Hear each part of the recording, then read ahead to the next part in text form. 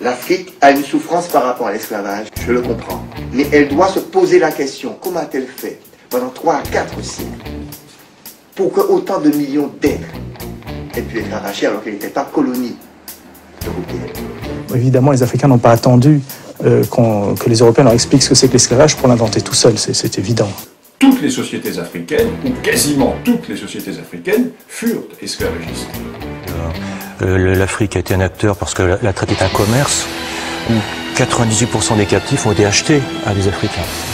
La vérité est qu'une partie de l'Afrique a vendu l'autre partie de l'Afrique. L'esclavage des Noirs est inventé par les Noirs, en Afrique. C'est eux qui vendent les autres Noirs, parce qu'ils n'ont aucune conscience de la fraternité noire. Ça n'existe pas, ça.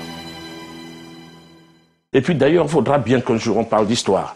Là, parlons d'histoire. Il faudra bien qu'un jour on sorte de cette espèce d'auto-infantilisation qui voudrait que l'Afrique ne reconnaisse pas sa participation à ce courant, tout simplement parce que c'était comme ça à l'époque. On n'est pas coupable en 2011 qu'il y ait eu des gens qui ont participé à l'organisation. Je ne dis pas à subir, je dis bien à organiser la traite sur les côtes africaines. Tous ces grands rois, tous ces gens-là, ils ont participé, pas en victime. À toi.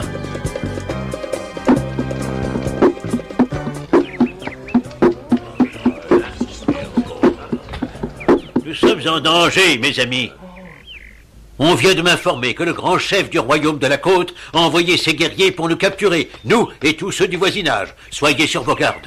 On leur a rien fait. Ça veut dire que c'est la guerre. Mais pour quelle raison ils font ça? Parce qu'ils veulent nous vendre aux hommes blancs qui par la suite nous réduiront en esclavage. Alors quand tout le monde a l'argent, on vous dit allez parler de vos ancêtres comme étant des collabos, et tout le monde va dire oui c'était des collabos, on a été vendus. Mais c'est un anachronisme même de dire que les Africains ont vendu les Antillais. Voilà un vrai anachronisme. Il n'y avait pas d'Antillais avec des Africains à l'époque. Depuis quelques mois, on lit dans la presse, on entend à la radio et on voit à la télévision ce besoin de dédouaner les nations européennes du crime justement contre l'humanité qu'est l'esclavage, en invoquant le fait que certains Africains auraient finalement vendu d'autres Africains. Alors, quelle est la réalité? Quelles sont les responsabilités, Rosa Amelia, des uns et des autres dans cette forfaiture, si je puis dire?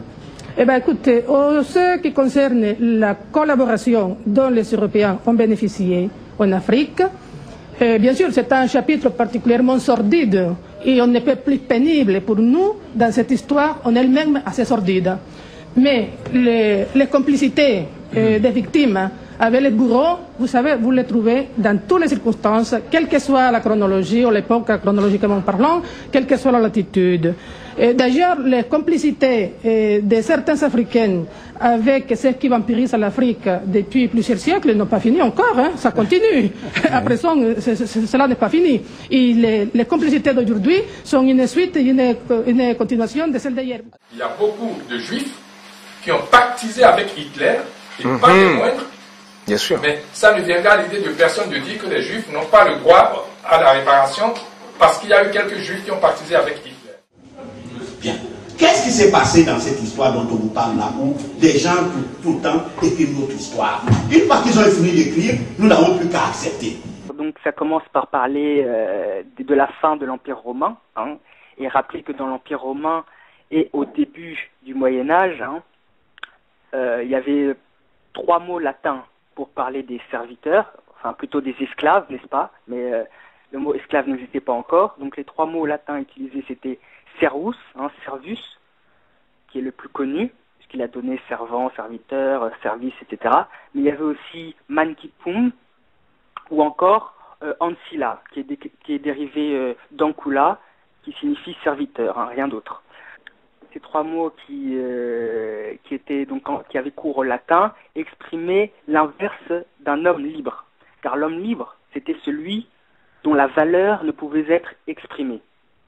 Les esclaves, c'est totalement l'inverse, hein. Leur valeur peut être exprimée, même ils font partie du cheptel, hein. Donc au début du Moyen-Âge, comme dans l'Empire romain, mais surtout vraiment au début du Moyen-Âge avec les conquêtes barbares, hein, parce qu'ils ont basé leur économie sur l'agriculture, les barbares, c'est-à-dire ceux qui n'étaient pas romains, donc tous les envahisseurs, que ce soit les francs, etc., les francs légaux, etc.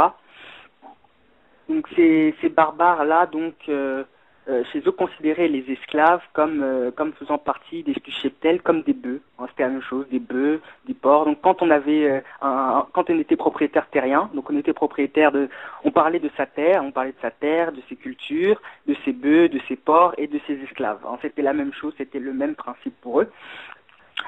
Et ça servait aussi de moyen de paiement. Hein, les esclaves étaient aussi un moyen de paiement.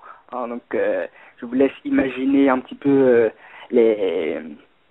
quelles étaient la dynamique quand une économie utilise des êtres humains, et avant même qu'il soit question de traite négrière, et dès le début du Moyen-Âge, les esclaves, c'était des meubles, et plus précisément, ils faisaient partie du cheptel. Hein.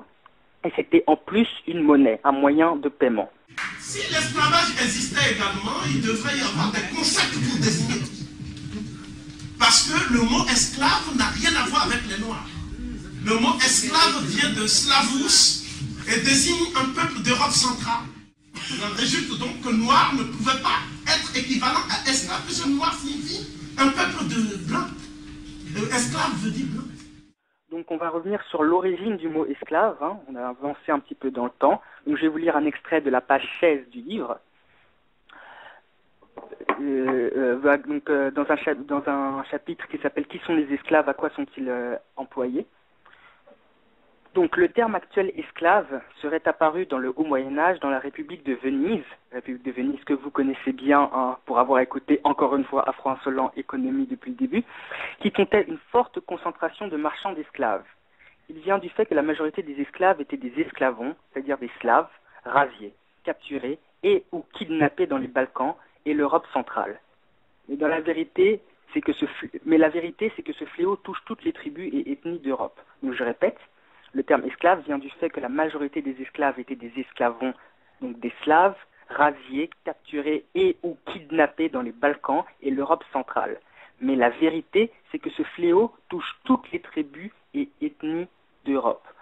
Mais il n'y avait pas que les razzias. Hein. Les razzias étaient le gros de la méthode principale, disons, mais il y avait aussi simplement les captures lors des guerres intra-européennes, hein, les guerres tribales. Donc quand les Francs se battaient contre les Romains, ou contre les Celtes, ou les Goths contre les Celtes, etc. Donc les guerres intra-européennes, les guerres tribales, même peut-être parfois dans les mêmes ethnies, hein, deux tribus celtes qui s'affrontent, ça fait des prisonniers de guerre qui deviennent des esclaves. Et le troisième phénomène qui permettait d'avoir des esclaves, hein, c'était le fait que les Européens vendaient leurs propres enfants en esclavage. Hein, leurs propres enfants étaient vendus quand il y avait des difficultés, etc. Nous allons voir que la chrétienté a un rapport direct avec notre sujet. En effet, je vais vous lire un autre passage du livre, donc c'est à la page 23, donc l'évangélisation progressive des dernières populations barbares couplée au tarissement des guerres intra-européennes conduisirent à trois choses.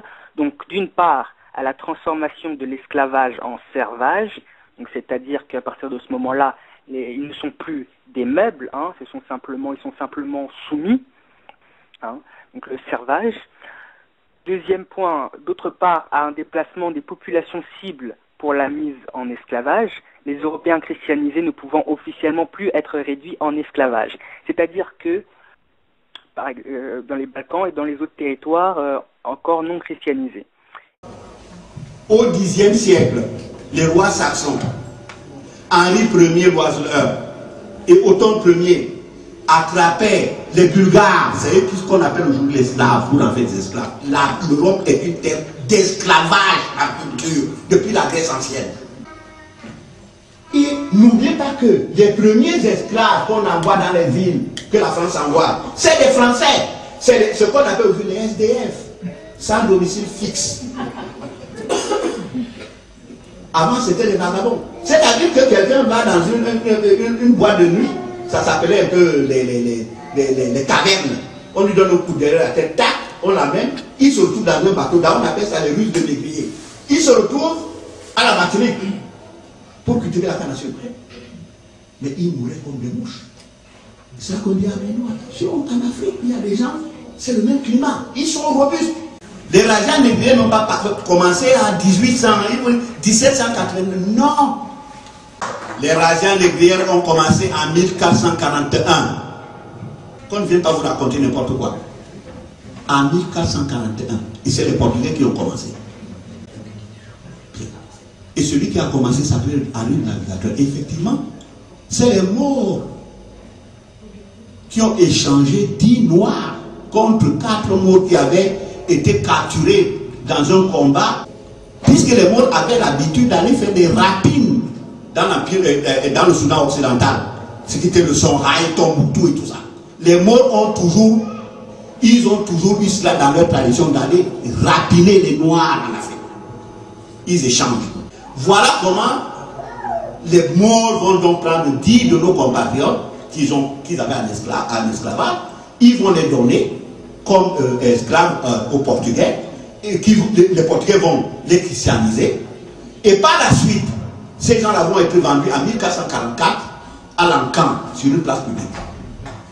À partir de ce moment, tous les nobles portugais vont commencer à affréter des navires. C'est au Cap Bojador, donc la Mauritanie appelle au Cap Bojador. Ces navires vont commencer à cingler vers l'Afrique, et chaque fois qu'ils arrivent, ils arrêtent les gens par la force. En 1454, Calvin V, le pape, sort une bulle dans laquelle il demande aux Européens d'aller attraper des Africains. Une bulle, c'était pire que la fatwa. Vous imaginez, les Africains n'ont pas d'armes. Le pape demande aux Européens d'aller enlever des Africains, et les gars ils viennent sauter dans les cases. Ils disent, il y avait des cases. Chez Bamboula, tu peux prendre quelques restes.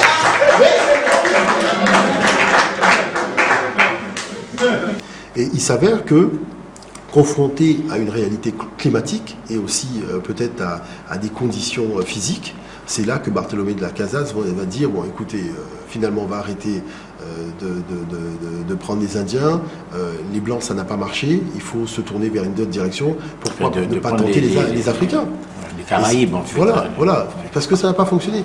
Pourquoi ne pas chercher une autre direction, pourquoi ne pas tenter les Africains? Et c'est de là que les Portugais, avec le pape, Nicolas V et sa bulle papale de 1454, ils vont prendre la direction d'aller attaquer les Africains. Des compagnies à Chartres, des rois catholiques, mais pas très catholiques, du Portugal, de l'Espagne, etc., se sont ligués, ont fait alliance, ont noué alliance avec des milieux de la finance.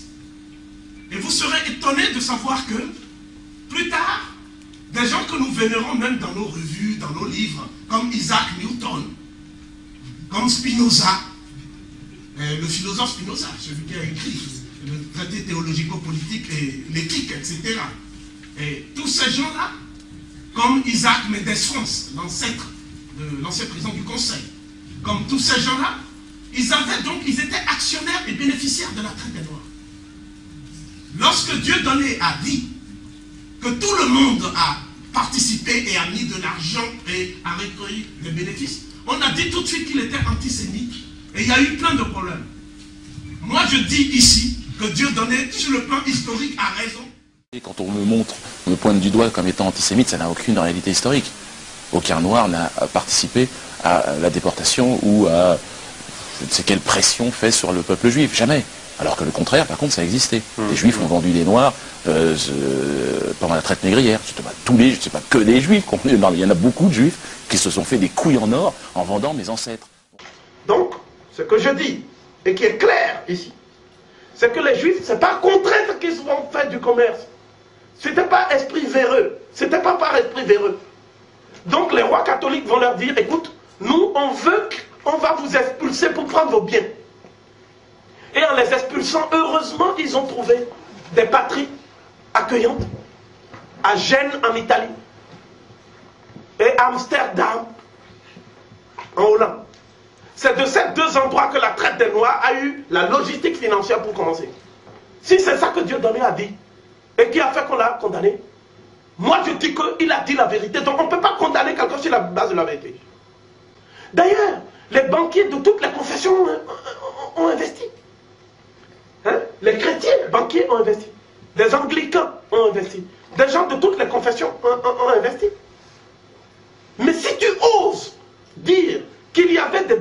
confession juive, mais tu es mort en France. Jewish historian Mark Raphael, in his book Jews and Judaism in the United States, a documentary history, wrote, quote, Jewish merchants played a major role in the slave trade. In fact, in all the American colonies, whether French, Martinique, British, or Dutch, Jewish merchants frequently dominated. This was no less true on the North American mainland, where during the 18th century, Jews participated in the triangular trade that brought slaves from Africa to the West Indies and there exchanged them for molasses, which in turn was taken to New England and converted into rum for sale in Africa. Isaac DaCosta of Charleston in the 1750s, David Franks of Philadelphia in the 1760s, and Aaron Lopez of Newport in the late 1760s and early 1770s dominated Jewish slave trading on the American continent. Jacob Marxus wrote in the United States Jewry, 1776-1985, page 586, quote, all through the 18th century to the early 19th, Jews in the North were to own black servants. In 1820, over 75% of the Jewish families in Charleston, Richmond, and Savannah owned slaves. Almost 40% of all Jewish householders in the United States owned one slave or more. Allô, allô, allô, allô, bonsoir, bonsoir frère, c'est Gentil de Afro Innovation. Je voulais intervenir et je suis au courant. Complètement un inconnu. Voilà, donc je vais très très bien, merci à toi Samori, salutations à Agneto, salutations à Erunyang. Je suis au courant que voilà, il vous reste très très peu de temps, donc je vais aller très très vite.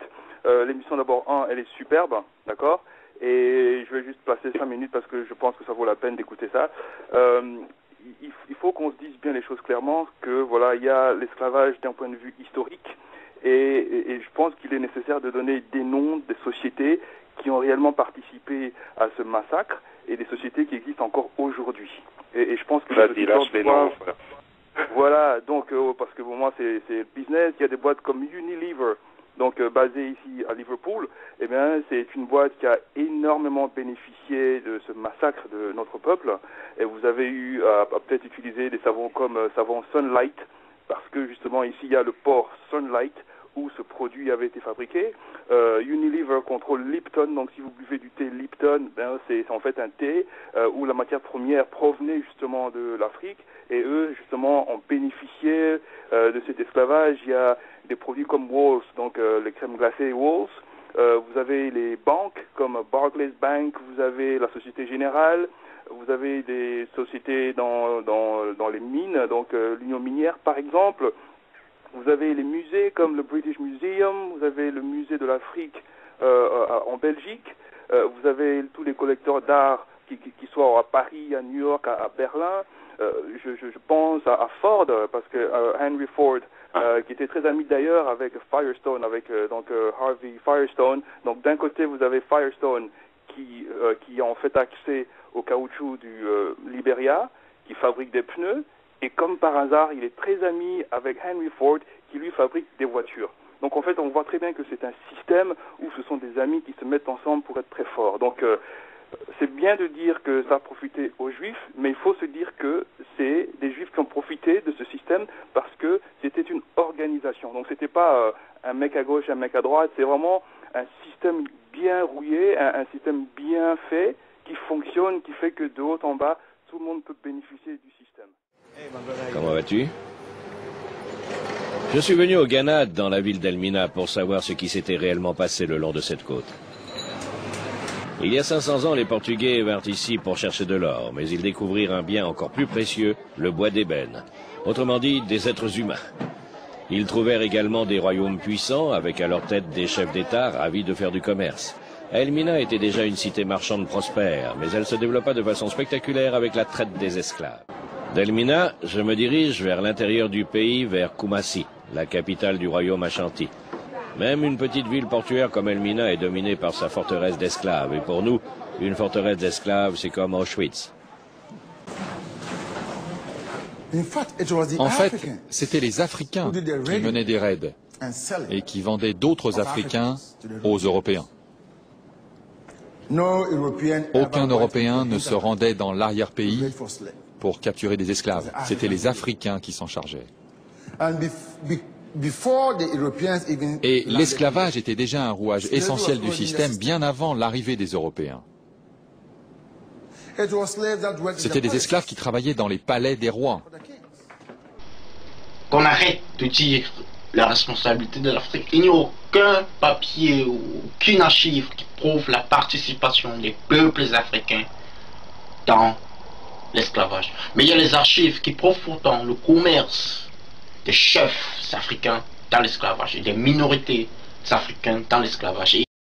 D'une façon générale, il y avait énormément d'États différents, de toutes formes, des petits, des grands, des empires, des chefferies, de toutes sortes.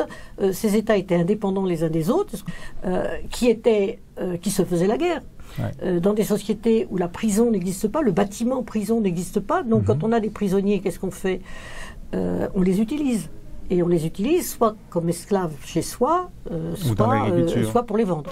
En parlant justement d'esclaves, je crois qu'il y a quelque chose à préciser, il y a des faits à préciser. L'esclavage n'est pas un élément nouveau, si vous voulez. L'esclavage est connu en Afrique depuis de très longue date. Mais l'esclave avait des conditions qui, je dirais, similaires à la condition des hommes libres. Un esclave ne pouvait, à la longue, après une ou plusieurs générations, entrer ou faire partie de la famille qui l'a acheté ou qui l'a obtenu. Donc il y a une intégration. D'autre part, l'esclave était amené par ses travaux, par son activité, à acquérir un certain nombre de biens. Donc l'image que les Noirs se faisaient de l'esclavage est totalement différente de celle que vont vivre les Noirs dans les colonies de plantation. Alors, en fait, ce qui se passe, c'est que il faut comprendre que les civilisations africaines ne sont pas des civilisations où on va retrouver le phénomène de la prison, du bagne ou de la potence. Ça n'existe pas. Donc, comment fonctionnent ces sociétés? Tout simplement, en cas de délit, la personne donc qui est coupable va se retrouver finalement au service de la victime ou de la famille de la victime.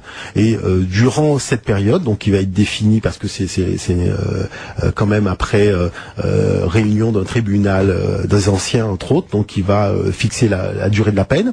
Et cette personne ou ces personnes vont se retrouver au service donc de la personne. Donc là il y a un asservissement, disons. Voilà, qui est en fait assimilable à une peine de prison, puisqu'il n'y a pas de prison. Donc voilà en gros comment la chose elle est réglée.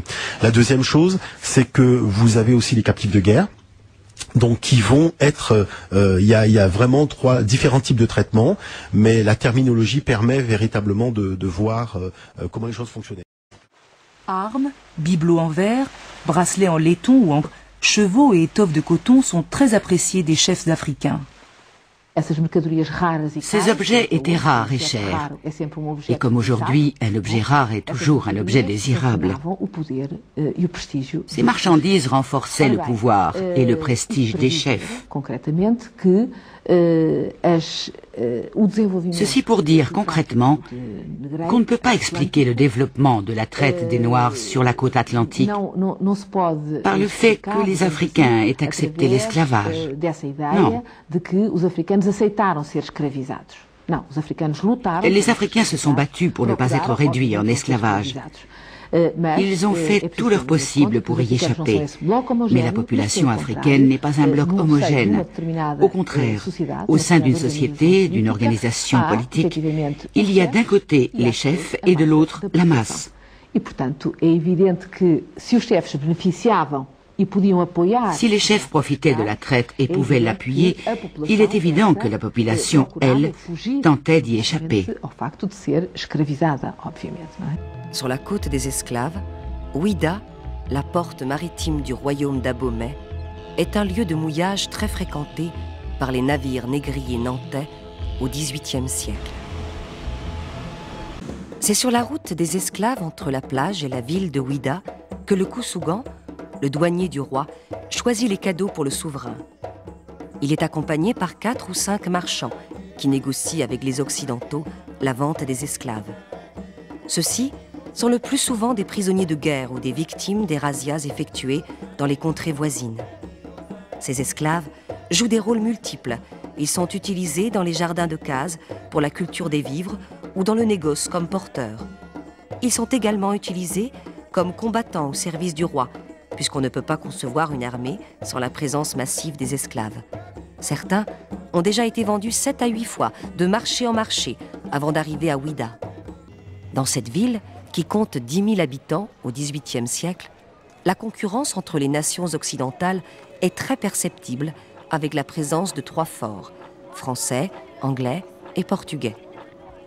Leur proximité atteste la rivalité intense de ces nations pour le contrôle du commerce des esclaves. Bon, maintenant, vous savez, quand vous voulez le Dahomey, bon, le Dahomey, on parle du Dahomey, je peux vous dire ce que le roi d'Alada répondait aux négriers au XVe siècle. Il leur disait que si vous venez avec vos bateaux négriers ici, ben, il les brûlait. Et les capitaines se plaignaient au Portugal que le roi du Dahomey attrape le bateau, les brûle, les négriers. Alors, je vous ai dit que si il n'y a pas de génération spontanée. Si vous voyez après, parce que regardez l'histoire dont vous parlez, le Dahomey était une terre d'esclavage. Il n'y a pas que le Dahomey. Ça commence quand? On vous dit en 1700, on vendait les gens au Dahomey. Ça n'a pas commencé en 1700. Les razzias ont commencé en 1400. Qu'est-ce qui s'est passé entre-temps? Vous retrouvez cette résistance. Il y a la plus grande spécialiste de la terre négrière, c'est une Allemande, s'appelle Béatrice Enze. Mais ces gens n'en sont pas logiques. Elle-même constate un truc, elle dit, mais je ne comprends pas. Il y a une résistance incroyable à l'esclavage au XVe siècle. Et puis au XVIIe siècle, au XVIIIe siècle, il y a l'esclavage partout. Mais qu'est-ce qui s'est passé?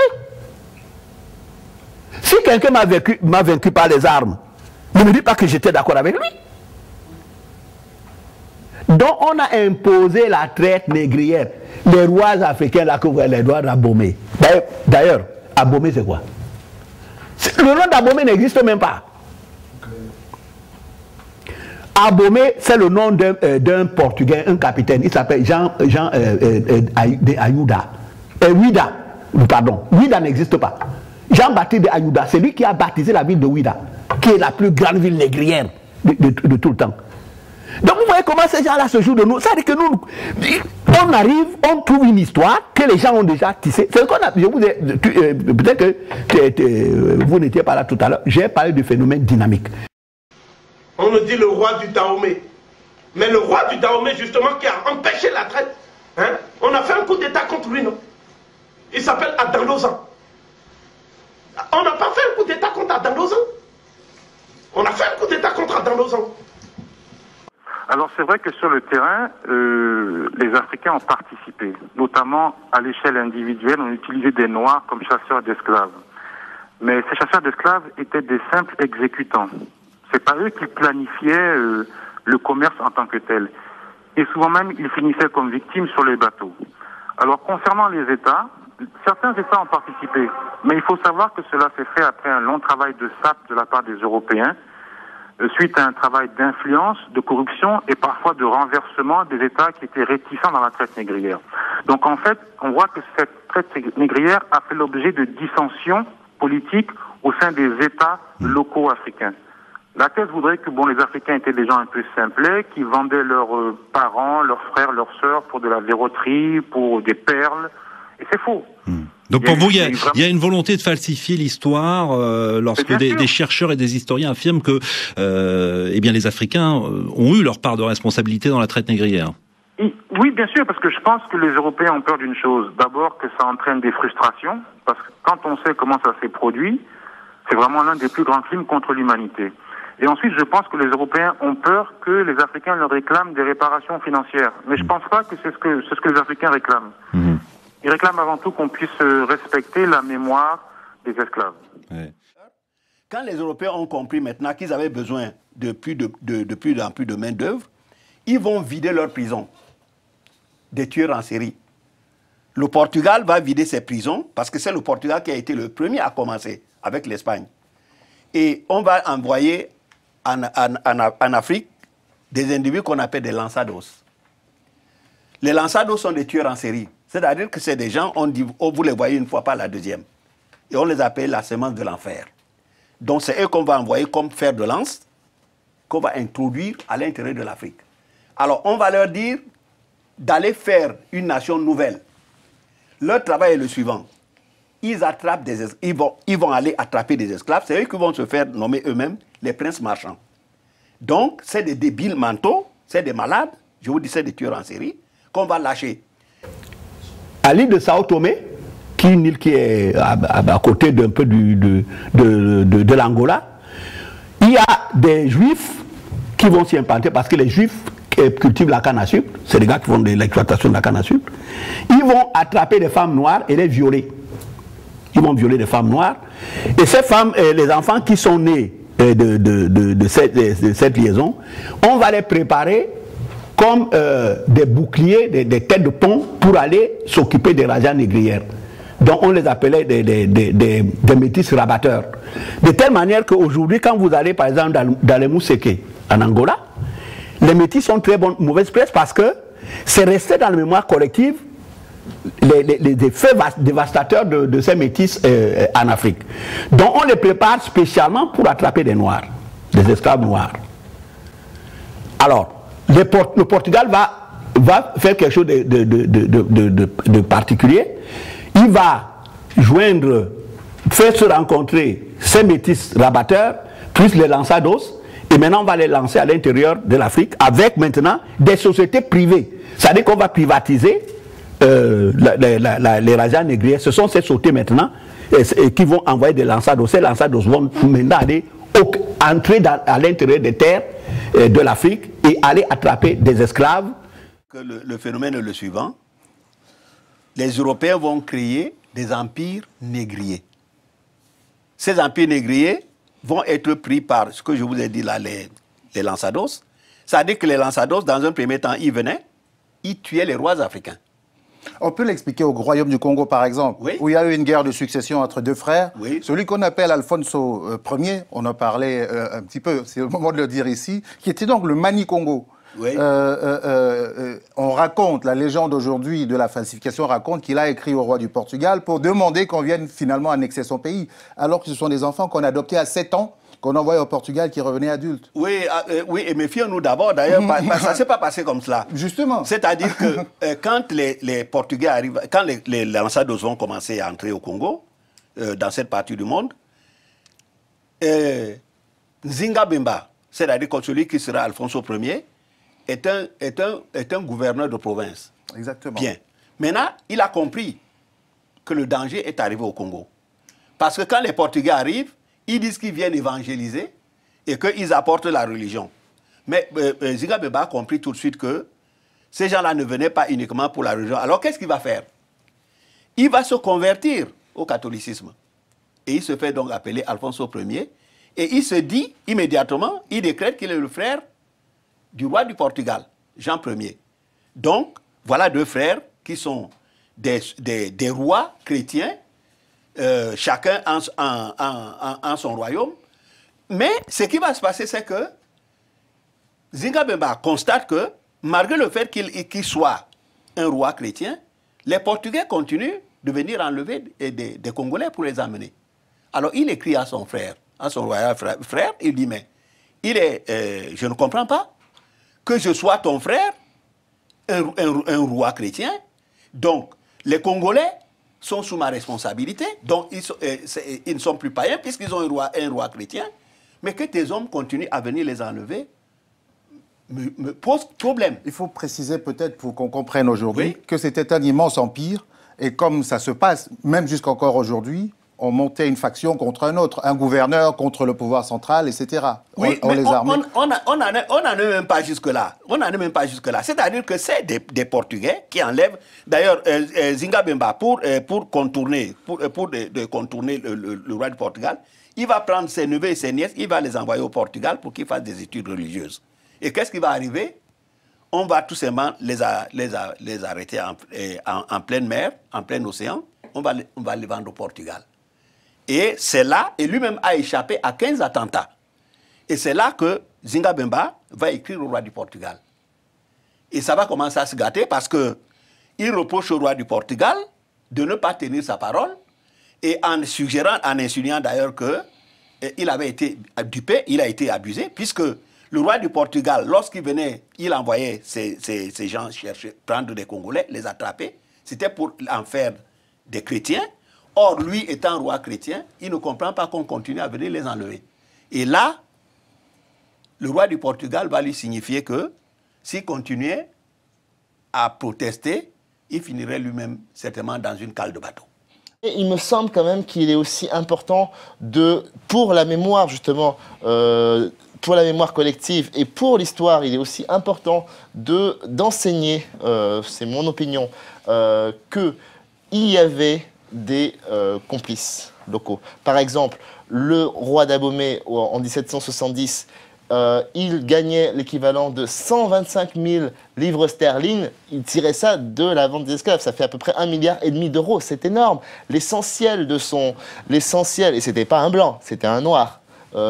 L'essentiel de ses revenus venait de la vente d'esclaves. Donc, à mon avis, ne pas pointer cela aussi, c'est peut-être commettre une erreur aussi, et une erreur qui n'est pas bien parce qu'elle déresponsabilise, elle enlève la capacité, et finalement, elle dit ce sont des gens, bon, vous disiez tout à l'heure, c'est un individu, mais non, il représentait un État. Le temps ne travaille pas pour nous, donc je ne veux pas vous laisser continuer comme ça. Vous savez, c'est une astuce. Vous me dites en 1700 combien 1700... 1700, les sons 1700. Ouais. Les razzias négrières ont commencé en Afrique en 1441. Oui. Bien. 3 siècles après. Voilà. C'est ça qu'on appelle le phénomène dynamique.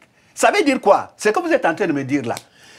Vous me dites, oui, voilà, les francophones et les anglophones se sont toujours battus en Afrique depuis qu'il... Bon, j'ai une autre date. 1440, Kanga Moussa, il va faire son pèlerinage à la Mecque et il a 1500 esclaves. Kanga Moussa, c'est pas la transatlantique, ça. C'est pas Kanga Moussa. Ça, c'est la traite... Bah, lui aussi, il a vendu des... Non, la différence fondamentale, vous allez voir la différence. J'en parle dans mon livre. La différence fondamentale est que Kanga Moussa faisait le djihad. Ce n'est pas la même chose. Parce que c'est les rois, à part Komboro, au XIIe siècle, qui a adhéré lui-même à l'islam, tous les autres rois, empereurs africains, quand ils adhéraient, leur peuple les lâchait. Donc ils faisaient le djihad. C'est-à-dire qu'ils forçaient leur propre population à devenir musulmans. Sinon, ils les vendaient. C'est ça. Donc c'est totalement différent. Sur le phénomène dynamique, vous avez 30 secondes. Donc le phénomène dynamique veut dire ceci. Aujourd'hui, vous allez dire, voilà, les francophones et les anglophones se sont toujours battus depuis que l'Afrique existe. Mais depuis que l'Afrique existe, les Africains n'étaient pas des anglophones. Ils ne parlaient ni l'anglais ni le français. Donc vous êtes en train de prendre une période où ces gars-là ont fabriqué, c'est-à-dire que vous naissez dans un pays où il n'y a que le seul commerce qui existe en Afrique. C'est pour ça que c'est l'or noir. Il n'y avait que la traite négrière. Les gens ne savaient rien d'autre. Voilà. Donc ça veut dire qu'on les a conditionnés pour ne faire que ça. C'est-à-dire que quand on siffle la fin du jeu, les gens se demandent, mais comment nous allons vivre? Ils ne cultivent même plus la terre. C'est terminé. Personnellement, je pense que le système qui a permis que ça puisse avoir lieu, c'est d'une part un pouvoir politique, pouvoir économique, mais également une culture. C'est vraiment une façon de fonctionner. Alors je vais donner une citation ici de Walter Rodney, un gars qui a écrit un livre qui s'appelle How Europe Underdeveloped Africa, donc comment l'Europe a sous-développé l'Afrique. En page 216, donc Walter Rodney il dit que il est très évident que les capitalistes ne cherchent pas à créer d'autres capitalistes qui devraient donc devenir leurs rivaux. En fait, le capitalisme, c'était un système de compétition, d'élimination et de monopole. Et c'est bien ça qui s'est passé. Donc c'était un système pour éliminer, un système pour être vraiment ceux qui contrôlent au maximum. Et donc c'était voilà les seules choses que je voudrais dire par rapport à ce soir. Donc on ne vous dit jamais dans le livre les résistances africaines. Jean-Pierre Soulou va le dire tout à l'heure. On ne dit jamais. C'est comme si l'Afrique n'avait jamais résisté. Jamais. Quand Oruno Lara a fait sa thèse de doctorat, parce qu'il enseignait au Cameroun, sur une résistance africaine, celle des Diaga, qui a donné les Quilombo, qu'on connaît, qui sont devenus célèbres au Brésil par la suite, n'est-ce pas? Mais on a dit qu'il ne faut même pas parler de ce livre. Il ne faut pas parler de sa thèse, c'est même pas la peine. D'abord, c'est un Antillais, qu'est-ce qu'il va dire là-bas que les autres ne disent? Nous disons disons que ce n'est pas seulement la résistance des Djagas. Il y a eu un continuum insurrectionnel des Noirs, tout le temps, c'est connu. Donc ce fait est aujourd'hui avéré et nous devons l'apporter à la conscience universelle maintenant. En France, il y a des gens qui ont collaboré. Mais ce n'étaient pas des petits Français comme on le dit. C'était l'ancien maréchal de France. C'était le président du Conseil Pierre Laval. C'était Darlan. C'était Darquier de Pellepoix, le commissaire aux affaires juives. C'était donc l'élite française qui collaborait. Pendant ce temps, c'était des nègres qui étaient dans les maquis. Les nègres étaient dans les maquis et défendaient la France. Il y a des gens qui disent aujourd'hui qu'il faut chasser tous les Noirs de France, mais leurs parents collaborent. Pendant que les Noirs, eux, défendaient la France dans les maquis de Vercors. Donc, nous disons que au niveau de l'Afrique, c'est pareil. C'était pas un commerce triangulaire.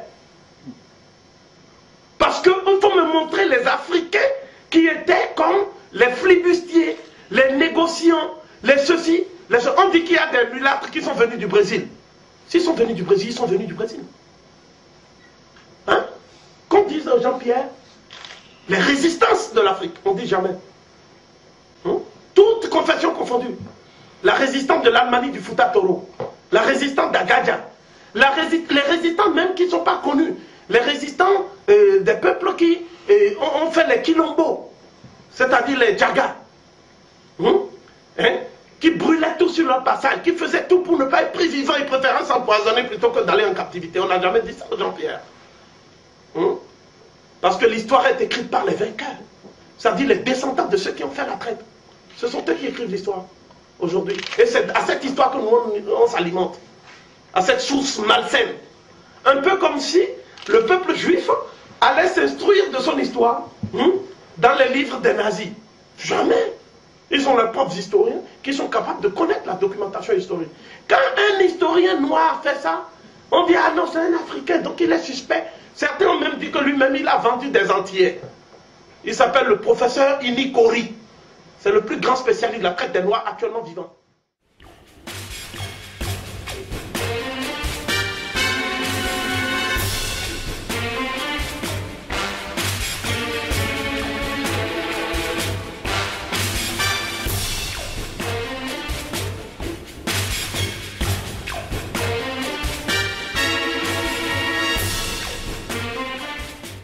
Et puis on a oublié, on l'a pas encore relevé, l'esclavage ne s'est pas fait que dans cette partie triangulaire, Afrique, Europe, Amérique, il y a aussi eu la partie arabe, via la Turquie et tous les pays du Golfe.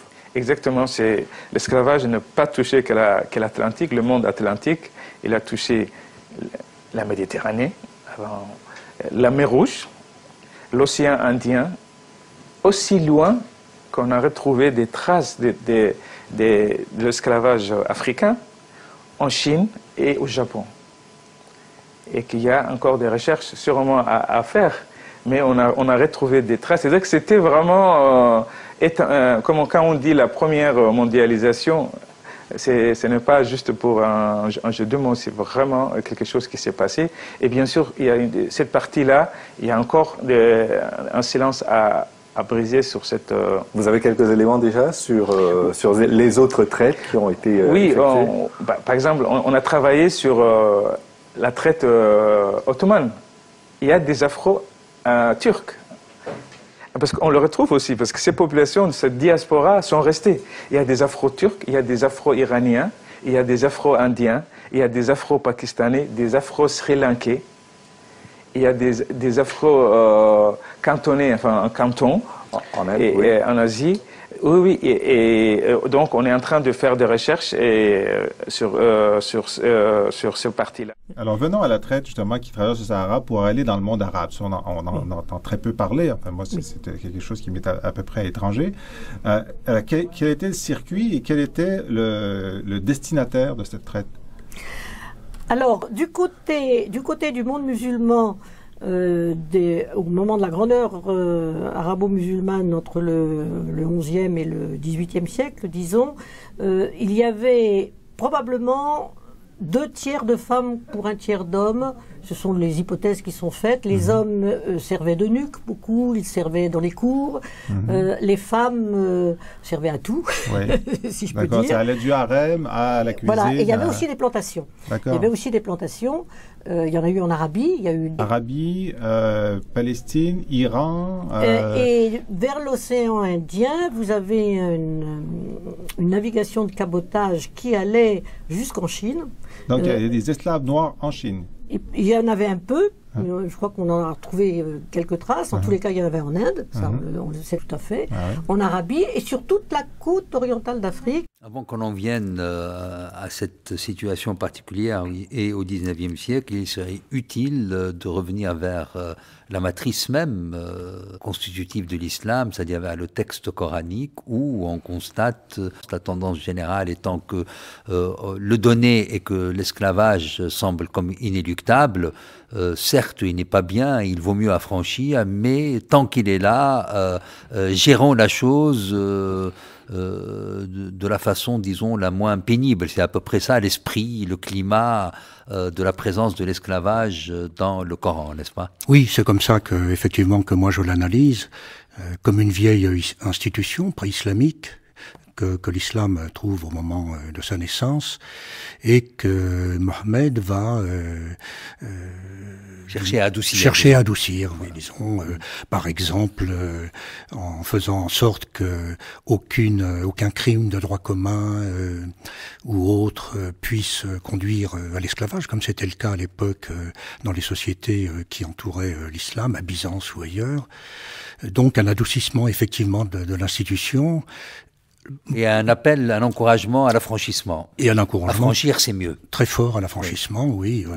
On trouve 16 versets dans le Coran qui incitent à l'affranchissement comme œuvre pie. Et c'est une des tendances, effectivement, du Coran très forte, même si le livre n'est pas un traité de droit par rapport à l'esclavage. On a là les éléments d'un cadre institutionnel ou juridique qui sera plus tard élaboré par la loi islamique, par les jurisconsuls, autour de l'institution elle-même. Et des exemples alors de proximité sur le mariage, la manière avec laquelle s'organise le mariage, par exemple. La possibilité pour les esclaves de se marier, et même l'incitation très forte dans la loi islamique à marier ses esclaves, puisque le célibat d'une manière générale n'est pas favorisé.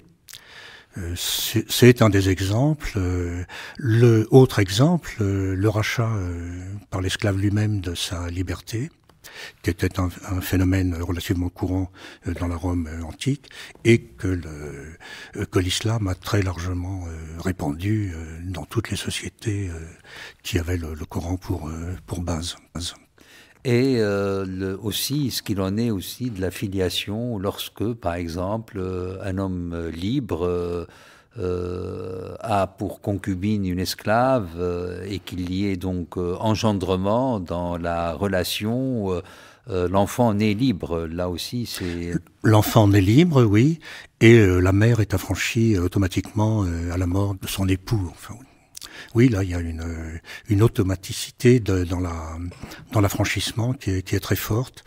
Et je pense même que dans certaines sociétés musulmanes, je pense à l'Arabie Saoudite, telle que je l'ai perçue ou étudiée pour le XIXe siècle, le phénomène de l'affranchissement de la mère concubine m'a semblé extrêmement fort et très important dans cette société, plus peut-être que dans d'autres sociétés.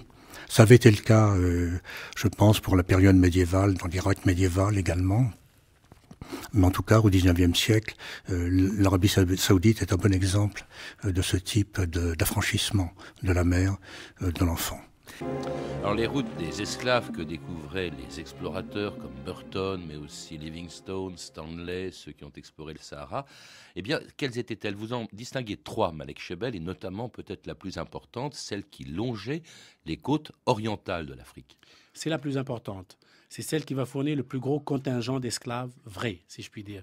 C'est l'Afrique de l'Est, c'est Zanzibar, c'est la côte kenyane, la côte tanzanienne, et les esclaves remontés, il y avait les caravanes remontées par la côte, ou alors ce sont les boutres des marchands et des marins omanais qui vont longer la côte jusqu'au Yémen, jusqu'en Éthiopie, jusqu'à Zeila, jusqu'à Djibouti, et de l'autre côté jusqu'à Socotra, une île en face du Yémen. Et puis par-delà, évidemment, le détroit, contourner le détroit et aller jusqu'en Iran et jusqu'en Inde. Ça, c'est la première route la plus importante. 2 autres routes sont ce que j'appelle les routes sahariennes, l'une à l'est, l'autre à l'ouest. Celle qui va à l'est, elle rejoint donc l'Afrique centrale et elle rejoint le Caire. On rejoint le Caire en franchissant un peu un bout du Sahara. Et l'autre surtout, celle que nous ne connaissons pas jusqu'à maintenant, c'est celle qui va de Tombouctou à Marrakech. Très importante parce qu'à un moment donné, le Maroc a colonisé toute cette région-là. Et à partir de là, c'est une troisième voie qui a permis à tous les marchands d'esclaves de se fournir en chair fraîche. Et ça longeait le désert et ça remontait par la Mauritanie vers le Maroc. Moi, je me suis beaucoup plus intéressé d'une manière assez pragmatique à ce qui se passe dans la communauté, les communautés, on va dire plutôt les confréries Gnawa, qui sont un peu partout dans le Maroc. Alors les Gnawa, ce sont les descendants d'anciens esclaves ou des descendants d'affranchis. Eux-mêmes actuellement, et encore maintenant, ils se disent les Abides. Les Abides, c'est-à-dire esclaves en arabe. Bon, ça c'est en terminologie arabe, mais en berbère, on les appelle Ismgan ou bien Assokri. Assokri, c'est un peu péjoratif, mais Ismgan, c'est le terme qui est consacré dans les régions berbères. Alors, comme vous le savez, le Maroc, c'est un pays berbère, arabe et bien entendu africain. Mon intervention a été surtout centrée sur les Gnawa, ces confréries qui appartiennent à la culture du rite de possession et qui illustrent parfaitement l'interaction entre l'apport africain, berbère et arabo-musulman. Et c'est vraiment, les pratiques de ces Gnawa sont vraiment une illustration de ces interactions, mais comme on le sait, au Maroc, il n'y a pas que les Gnawa qui peuvent traduire ces interactions, il y a aussi dans d'autres pans de la société où on voit cette influence issue de l'Afrique noire et qui a engendré, par un effet de syncrétisme, des cultures tout à fait originales. Mais il y avait Tombouctou qui était, vous dites qu'on stockait la marchandise, qui était, il faut bien le dire, affreusement les esclaves. Zanzibar aussi, qui était un grand centre de négoce des esclaves. Qu'est-ce qui pratiquait ce commerce? Comment est-ce qui se passait? Alors, ce sont de grands marchands, ce sont ce qu'on appelle les djellabines. Djellabine, le mot djellab veut dire celui qui pratique la traite négrière, mais également la traite des bestiaux. Le mot djellab est valable pour les êtres humains et pour les bestiaux. Et ce sont des grands marchands qui ont des comptoirs et qui ont pignon sur rue. C'est-à-dire que jusqu'au 19e siècle, au Caire par exemple, ils ont un syndicat. Et ils négocient, si vous voulez, des franchises avec l'État du Khedive de l'époque pour pouvoir vendre sur des marchés publics leurs esclaves. Donc l'esclavage était, si je puis dire, officiel. Et à partir de là, ces grands commanditaires, si vous voulez, des esclaves, redistribués sur tous les marchés du Proche-Orient, de Turquie, de Libye d'ailleurs. On a un certain nombre d'informations en Tunisie, par exemple au 9e siècle, 10e siècle, où l'on voit une main-d'œuvre agricole d'origine subsaharienne, noire, qui développe de grands champs, de grandes plantations agricoles dans le nord de la Tunisie. On a d'autres indications par des voyageurs un peu plus tard, vers le XIIe siècle, dans la région d'Oman, de grands nombres également de travailleurs agricoles d'origine servile, noirs. Et puis, évidemment, le XIXe siècle, on a beaucoup plus d'informations sur à la fois une main-d'œuvre servile dans toutes les palmeraies, au Sahara, au Moyen-Orient, alors ancienne, puisqu'on a toute une série d'informations sur l'importation d'une main-d'œuvre servile d'origine subsaharienne dans les palmeraies d'Arabie Saoudite, où on signale d'ailleurs des révoltes très tôt, avant même cette grande révolte des Anges en Mésopotamie. On a également une main-d'œuvre, par exemple en mer Rouge ou dans le golfe Persique. Une grande partie des pêcheurs de perles, qui emploient des dizaines de milliers de personnes, est d'origine servile, et en particulier africaine. Dans la marine, dans les commerces, dans les bâtiments, sur toutes les rives du golfe Persique, les dockers, tous les gens qui travaillent autour de ces ports sont d'origine servile. Et en même temps, en Iran, En Irak actuel, tout un système d'irrigation est mis en place à partir d'une main-d'œuvre servile extrêmement nombreuse et puissante, à tel point d'ailleurs que dans beaucoup de ces endroits, la main-d'œuvre paysanne s'adonne à d'autres travaux, dans la mesure où tous ces travaux-là sont effectués par des gens d'origine servile. Alors les ventes, une fois que les esclaves étaient... On a la razzia, on a la prise d'esclaves, de captifs qui sont transportés à un point donné, à tel ou tel endroit. Et une fois là, les esclaves sont vendus de deux façons, soit au marché, soit dans la maison de particuliers. Donc toutes les villes, toutes les grandes villes musulmanes et même toutes les petites villes avaient un marché aux esclaves qui se tenait 2 ou 3 fois par semaine ou 1 fois par semaine selon les lieux. Les esclaves au marché étaient exhibés présentés en tout cas, par des vendeurs spécialisés et on procédait à une mise aux enchères de ces esclaves. Ensuite, une fois l'esclave vendu au marché, l'acte était enregistré par 2 notaires, toujours il fallait 2 témoins avec des spécifications connues qui attestaient de la vente de tel esclave à telle personne et qui servaient ensuite d'acte pour valider la possession de l'esclave par tel ou tel propriétaire. Dans des pays comme le Maroc, où les propriétaires semblent avoir remis en vente assez fréquemment leurs esclaves, on avait quasiment un carnet de vente qui suivait l'esclave et où étaient notés les différents propriétaires et quelquefois les raisons pour lesquelles celui-ci souhaitait la vendre. L'importance tient d'abord aux fonctions occupées par les esclaves dans le monde musulman. Une des premières fonctions très importantes a été la fonction militaire.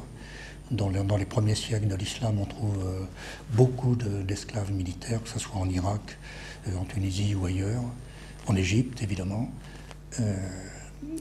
disons jusqu'au XIe siècle, et en particulier des esclaves turcs avant leur conversion à l'islam, et des esclaves d'origine africaine, de manière très importante, alors jusqu'au XIe siècle, où une série de révoltes en Égypte, une révolte à répétition, font que le recrutement se tarit et qu'on cherche d'autres sources militaires.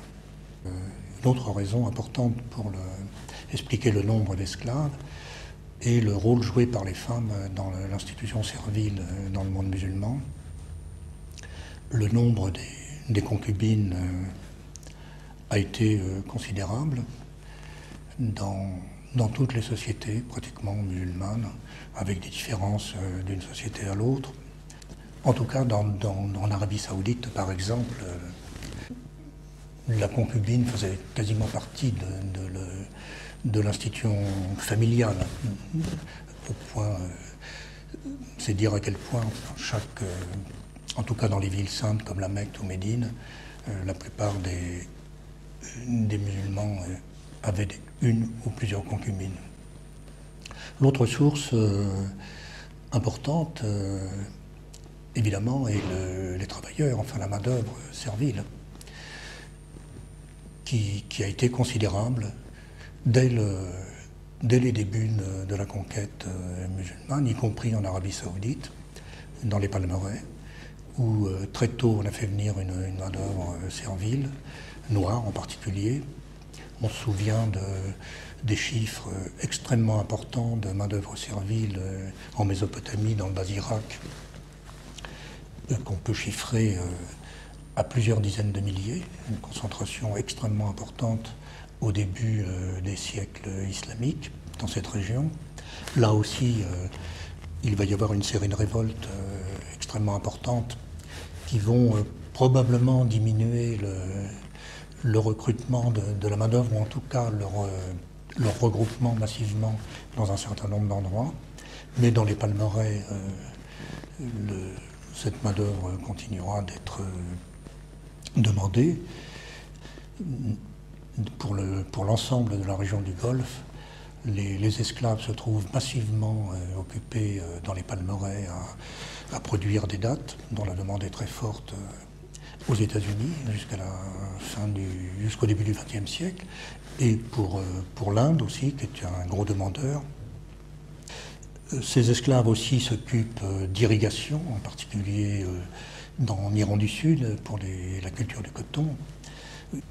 On trouve également cette main-d'œuvre dans les pêcheries, en particulier les pêcheries de perles dans le golfe Persique, où c'est par plusieurs dizaines de milliers que la main-d'œuvre servile est employée. On les trouve également dans cette région, dans tous les ports, comme des bardeurs, comme dockers, même si le mot à l'époque n'existait pas. Une des dynasties les plus glorieuses de l'islam et qui a été donc profondément civilisatrice, puisqu'on lui doit une bonne partie du Caire médiéval, notamment les Mamelouks. Le terme même de Mamelouk veut dire esclave, donc il s'agit là d'une dynastie de princes qui ont servi l'islam, puisqu'ils ont eu un rôle immense et majeur à la fin du XIIIe siècle. Ils ont,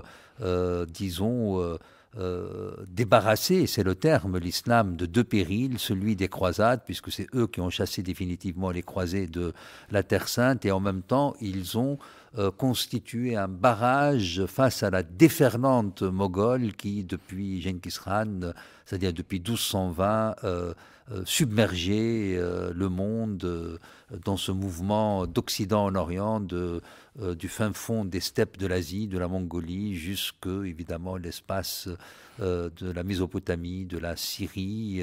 Et ces Mamelouks ont eu un rôle immense. Et puis après 2 siècles de très grande civilisation, le témoignage de tout ce qu'ils ont pu bâtir se trouve encore surtout au Caire et quelque peu aussi à Damas. Oui, c'est tout à fait exact. J'ai peu de choses à ajouter, sauf peut-être à signaler que le terme mamelouk a pris le sens d'esclave blanc petit à petit, alors qu'à l'origine, le terme désignait l'ensemble des esclaves, et qu'au fur et à mesure... Ils sont d'ailleurs, pardonnez-moi, essentiellement du Caucase. C'est ça, essentiellement du Caucase, turc. C'est militaire turc. On a eu des Turcs, et puis ensuite essentiellement Caucase. On les appelle circasiens dans la tradition arabe, voilà, précisément. Oui. Avec cette différence très notable par rapport à l'esclavage des Noirs, c'est que les Mamelouks étaient très rapidement affranchis, généralement au cours de leur vie, et qu'ils ne transmettaient pas leur origine à leur descendance. C'était le cas aussi en Tunisie avec les Mamelouks, qui ont été aussi relativement importants. On a eu au XIXe siècle un certain nombre de fonctionnaires dans l'administration qui étaient des Mamelouks, dans l'armée également. Mais la différence des esclaves subsahariens noirs, donc, le statut servile s'arrêtait à la mort du Mamelouk blanc et n'était pas transmissible à ses descendants. Il y a un cas aussi d'un noir, ancien esclave, qui est fondateur de dynastie en Égypte, oui, juste après les Toulounides, Kafur, voilà, après les Ikhchidides, le fondateur des Ikhchidides, et qui a été, qui nous est parvenu à la célébrité, puisque le plus grand poète, ceux que les Arabes estiment être leur plus grand poète, Mutanabbi, ce poète donc du Xe siècle, l'a chanté doublement dans un très célèbre panégyrique, et du fait qu'il n'ait pas obtenu assez d'argent, il a fait la pire des satires, et je dois dire que c'est une satire profondément raciste.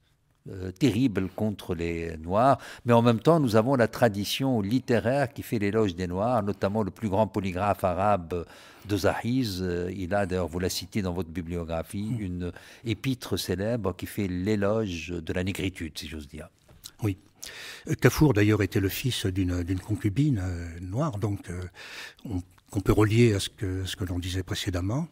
Il a été vizir pendant, je crois, une quinzaine d'années, avec extrêmement puissant dans l'Égypte du XIe siècle, à une époque où l'armée noire également approchait probablement les 100 000 hommes dans ce pays. Donc, pardonnez-moi, c'est l'Égypte du Xe. Hein. Xe, oui.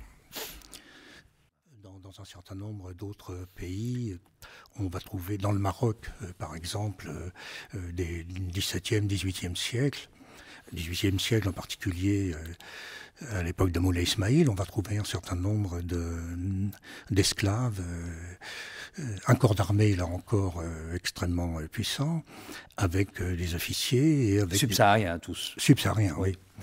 Oui, construits en même temps pour s'opposer à l'expansion berbère ou pour contenir les berbères dans leurs montagnes, jouant sur le noir et le blanc. Et on trouve parmi eux donc des officiers, des gouverneurs, des personnages ayant des fonctions officielles, politiques importantes, comme on va trouver la même chose dans l'Arabie saoudite du XIXe siècle, des gouverneurs, un chef de la marine, ou tel autre personnage politique, ou remplissant des fonctions administratives très importantes, comme trésorier, ou des fonctions semblables. Alors il y a d'autres activités moins flatteuses que celles de soldats. Vous le rappelez aussi, Malek Chebel, ils travaillaient un peu partout, mais vraiment ils étaient des bêtes de somme. On les trouve comme domestiques dans les villes, par exemple. On les trouve dans les mines aussi. On oublie qu'il y avait des mines et même des plantations. Zanzibar que vous avez visité pour ce livre, justement, c'était des plantations de clous de girofle, par exemple, de canne à sucre aussi. Tout à fait. Dans les plantations, dans les marais. Vous savez, il y a eu une révolte des esclaves au IXe siècle en Mésopotamie, là où se passe actuellement la guerre. Là, c'était des esclaves qui décapaient, si vous voulez, le sel marin parce qu'il fallait gagner, si vous voulez, sur la mer des terres agraires. Donc, on les trouve aussi, évidemment, comme domestiques, un peu partout dans les palais, dans les plantations, dans les lieux d'irrigation, parce qu'il fallait trouver de l'eau, il fallait la transporter. Évidemment, par rapport aussi à l'élevage, ils étaient utilisés pour l'élevage et puis pour la récolte du bois. Enfin, il y a toutes les activités secondaires que les maîtres ne veulent pas faire sont réservées aux esclaves. Mais cet autre moment, j'aimerais bien l'évoquer avec vous, de ce qu'on appelle les Anges, la révolte des Anges, dont a longuement parlé notamment Tabari, le grand historien de l'époque classique.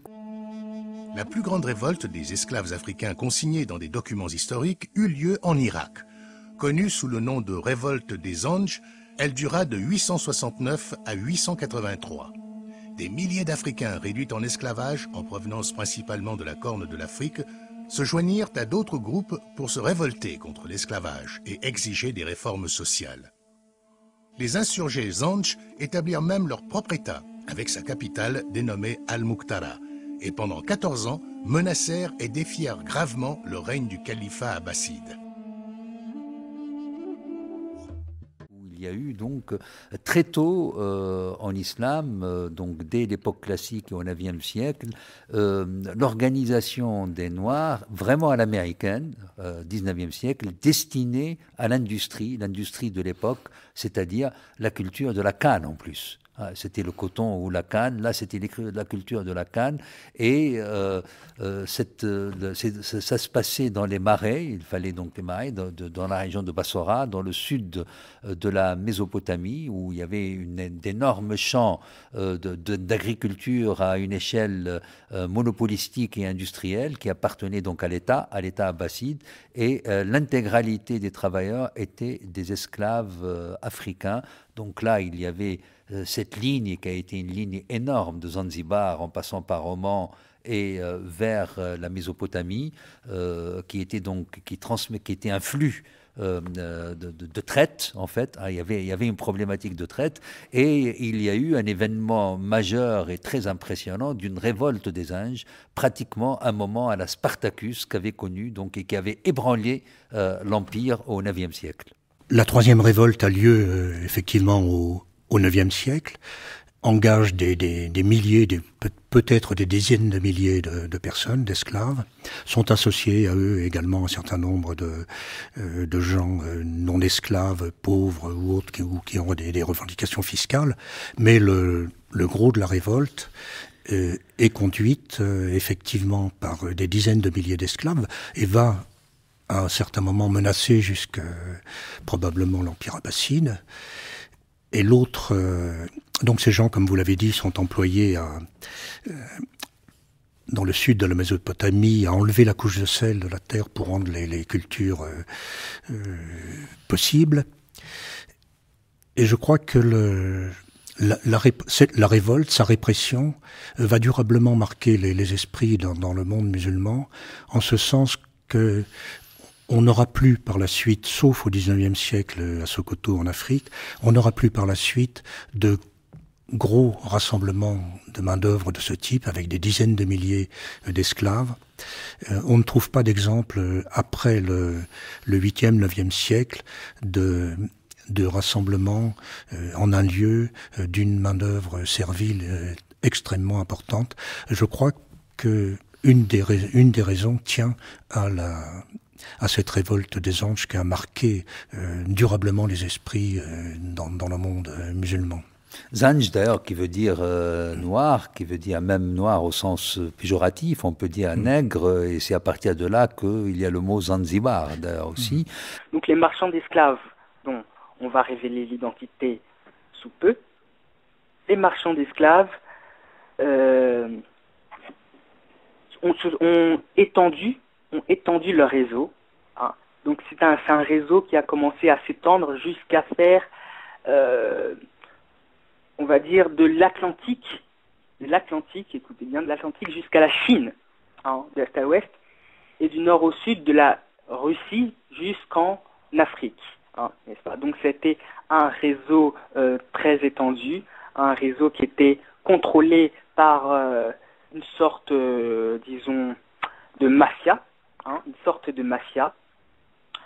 mafia qui vendait, qui avait l'habitude, hein, je ne sais pas si c'était dans leur gène ou si c'est simplement culturel, hein, mais il se trouve qu'ils avaient, pour la majorité, c'était des commerçants apatrides, donc qui vendaient bien sûr des épices, des étoffes et des esclaves, et qui en ont commencé à en faire un phénomène industriel. Hein. Donc non seulement ils étaient étendus sur toutes ces régions dans lesquelles ils parlaient toutes les langues, parce qu'ils sont apatrides, hein, ce sont des commerçants apatrides, donc ils connaissaient toutes les langues des régions en question, quitte à se faire passer pour les populations dans lesquelles ils sévissaient. Hein. C'est pour ça que beaucoup parlent du début de la traite qui serait commencé par les Arabes, alors qu'en réalité, le départ de la traite en question, c'est par la population dont je vais citer le nom juste après, mais que vous connaissez déjà puisque c'était le titre du livre en réalité. Et donc ils s'étendaient partout, ils avaient fait la mainmise du commerce international, hein. Déjà à l'époque, c'était déjà une sorte de mondialisation qu'ils avaient entamée déjà. Donc ils avaient le contrôle total de cette mondialisation. Et donc ils avaient fait un marché, une vente d'esclaves industrialisés à travers tout le territoire qu'ils contrôlaient économiquement. Industrialisés, c'est-à-dire qu'ils avaient même des usines. Alors, des usines de quoi, me direz-vous? Des usines de castration. Alors, ils faisaient à la chaîne ce qu'on appelle des eunuques. Donc il y avait, comme ça vous découvrirez dans le livre les lieux, hein. Je vais vous laisser un petit peu des surprises. C'est au moment où les musulmans sont arrivés ici en Europe et qu'ils ont conquis une partie de l'Europe, ou en tout cas de l'Espagne, qu'à partir de ce moment, une certaine Europe est devenue pourvoyeuse d'esclaves européens exportés vers les pays musulmans. Et comme à cette époque, les pays musulmans étaient des gros consommateurs de nuques, des centres de castration ont fonctionné ici en Europe, dont celui de Verdun, contrôlé par des commerçants juifs, était le plus reconnu. Donc il y avait des lieux comme ça où des bâtiments exprès, on amenait des sakaliba comme on dit en arabe, hein, donc c'est-à-dire des esclaves blancs, on les ramenait, des slaves, on les ramenait dans les usines en question, dans ces bâtiments, on les faisait passer sur une table, vous verrez, il y a même un tableau d'époque dans le livre. Et après, ces gens-là les castraient à la chaîne. Et après, ils faisaient passer un autre, et ils castraient, un autre, ils castraient, etc. Donc, il passait des milliers de personnes comme ça, normalement. Hein. Déjà l'industrialisation, déjà ils avaient déjà inventé. Il y avait déjà les bases. La pieuvre en question, hein, c'est parce que c'est bien une pieuvre dont il est question, avait déjà mis en place tout le système qu'on voit aujourd'hui. Hein, le système de trafic d'êtres humains, trafic de denrées, trafic d'éléments commerciaux, trafic international, mondialisation, industrialisation, tout ça, ils avaient déjà mis en place. Donc, qui sont les personnes en question. Vous le voyez à partir du 2e chapitre, parce que là, c'est à partir du 2e chapitre qu'on vous donne leur nom exact, c'est-à-dire les Radhanites. Les Radhanites. Avant de balancer le son, je voulais aussi revenir sur, parce qu'Agnoto, là tu as parlé de mauvais traitement, et ça me fait revenir sur ce point dont on parlait des eunuques, puisque tout le monde n'était pas militaire, on l'a vu, c'était une petite minorité. Et on a vu que les usines de castration, Agnoto les a évoquées, vous les retrouverez si ça vous intéresse dans le livre de Tairuka. Mais comme on a parlé d'une invention du mondialisme, de l'industrialisation, on peut aussi parler d'une invention de la plus-value. Parce que les eunuques sont très recherchés. Donc vous prenez un homme, vous le castrez et il double de valeur par rapport à un esclave, voire il triple. Et ça s'explique assez facilement, parce que le taux de mortalité atteint 70%. Donc c'est un chiffre qu'il faut prendre en compte lorsqu'on se hasarde à toute tentative d'évaluation chiffrée des victimes de cette traite. Les eunuques, il faut aussi rajouter une subtilité là-dessus, sont châtrés, je vous disais, dans de véritables usines, dont certaines étaient en Europe carrément. Donc c'était même plus simple de les castrer sur place avant de leur faire le voyage, puisqu'il y avait beaucoup de pertes. Mais les musulmans ne peuvent se fournir d'eunuques eux-mêmes, puisque l'islam l'interdit. Donc ils ont contourné aussi cette subtilité en les faisant castrer par des marchands juifs. Et c'est là que je parlais de génie industriel et même de plus-value, puisque se sont vite rendus compte qu'en vendant des eunuques, ils triplaient les profits, ce qui a donné lieu à tous les dérapages que vous imaginez. Les eunuques sont venus aussi du Tchad, d'Éthiopie, et c'était sur le chemin dans le désert que des marchands les ont castrés et le faisaient ça à prix d'or, puisque les musulmans ne pouvaient théoriquement pas le faire eux-mêmes. Donc cette pratique a aussi le but d'empêcher de faire souche. Donc c'est assez intéressant de le souligner. Si on castre les hommes, évidemment, ils n'auront pas de descendance, ce qui, d'un autre côté, maintient le business. Voilà, ça c'était la parenthèse que je voulais faire, chacun l'analysera comme il le veut. Annie, est-ce que tu peux balancer le son, histoire de se détendre avant les débats? Vous avez au XVIIIe, XIXe siècle, vous avez le sultanat d'Oman, Oman étant un petit sultanat de la péninsule arabique, qui dominait toute la côte orientale d'Afrique, pratiquement jusqu'au Mozambique, et qui trouve que ce commerce est tellement rémunérateur qu'en 1840, il installe sa capitale dans l'île de Zanzibar, qui est maintenant en face de la côte en Tanzanie, qui était une plaque tournante du commerce des esclaves dans l'océan Indien. Et on a beaucoup d'exemples de plantations, d'économies de plantation qui se développent, en particulier par le sultanat de Zanzibar, justement. Tout le long de la côte orientale d'Afrique, vous avez des plantations esclavagistes. Il y a quelques grands trafiquants d'origine arabe ou swahili, comme Tipu Tip, qui est mort à Zanzibar, où il avait une belle résidence en 1904. Il a même eu l'annonce de son décès dans le Times. Eh bien, c'était un grand trafiquant d'esclaves qui avait des plantations avec le gong qui appelait les esclaves au travail, ça dans le Haut-Congo, à l'intérieur du pays. Et cette traite dans l'océan Indien devient très importante à la fin du XIXe siècle parce qu'elle bénéficie là aussi de l'arrêt du trafic des armes dans l'Atlantique. Vous avez au XIXe siècle, à l'époque napoléonienne, la fin des guerres européennes, un amoncellement d'armes qui sont donc de rebut. Qu'est-ce qu'on en fait? On va essayer de les repasser ailleurs. Et vous avez une industrie de la transformation des fusils européens en fusils dits de traite, en particulier la ville de Liège, dans ce qui sera la Belgique, grande ville métallurgique et spécialisée là-dedans, et on les vend dans le monde méditerranéen aux Arabes qui ne connaissent pas, eux, l'interdiction de la traite et qui donc les repassent vers l'Afrique du Nord. C'est intensifié en 1869 avec l'ouverture du canal de Suez qui permet de court-circuiter la circumnavigation de l'Afrique en passant directement par la mer Rouge et vers l'océan Indien. En 1869. Voilà. 1869. Et donc l'effet pervers, si vous voulez, de l'interdiction de la traite atlantique qui est considérée comme un bienfait, l'effet pervers, c'est que les armes de traite occidentales vont alimenter un très fort accroissement de la traite vers le monde arabe et vers le monde indien. Oui. Et ceci d'autant plus que c'est le grand siècle technologique, donc tous les 10 ou 15 ans, vous avez des modifications, une modernisation des armes. Les armées européennes continuent à se réarmer, à se moderniser, et chaque fois, ça donne de nouveaux stocks. Et ceci jusqu'au début du XXe siècle. L'interdiction de l'importation des armes à feu, je crois que c'est 1911.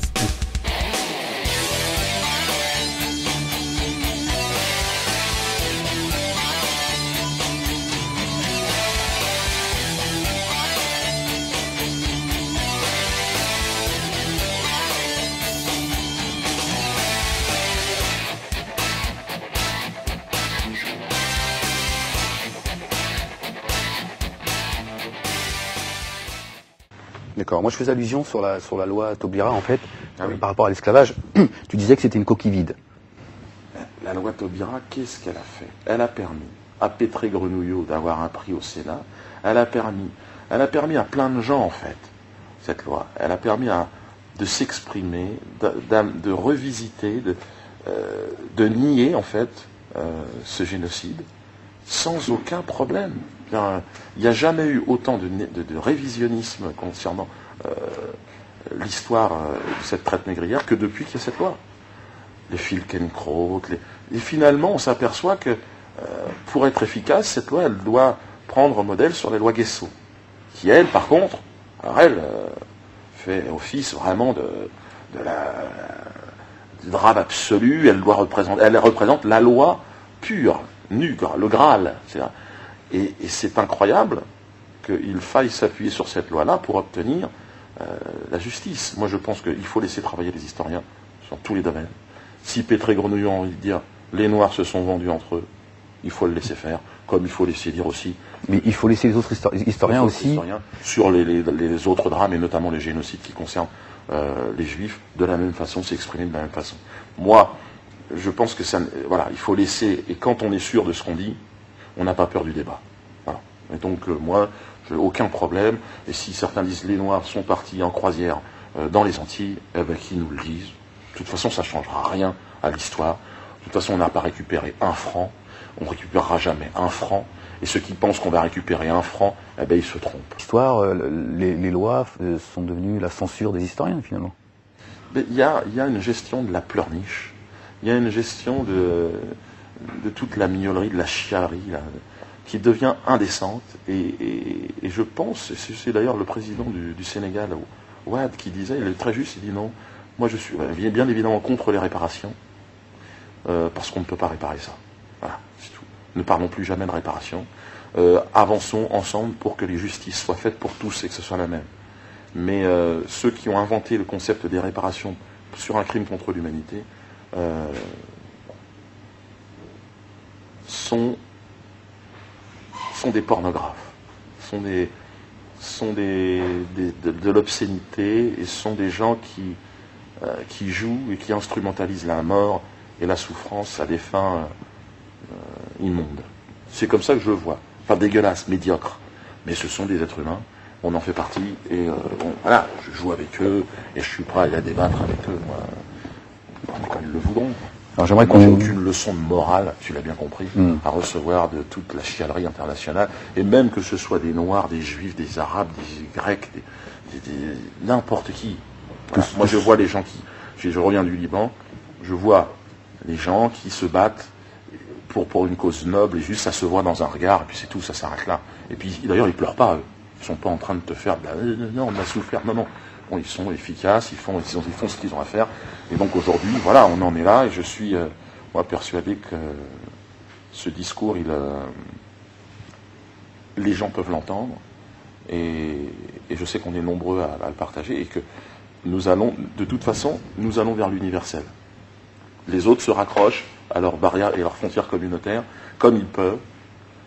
Et d'ailleurs, l'instrumentalisation de l'antisémitisme aujourd'hui, c'est ça. Si je te montre du doigt, je te diabolise, antisémite, antisémite. C'est simplement pour dire, pour consolider la frontière communautaire. moi, en tant que chercheur, j'ai du mal à comprendre encore pourquoi nous demandons les réparations. D'autant plus que, comme l'a souligné tout à l'heure votre intervenant, et qui me semble extrêmement important, c'est que l'esclavage existe encore dans quelques-uns de nos pays.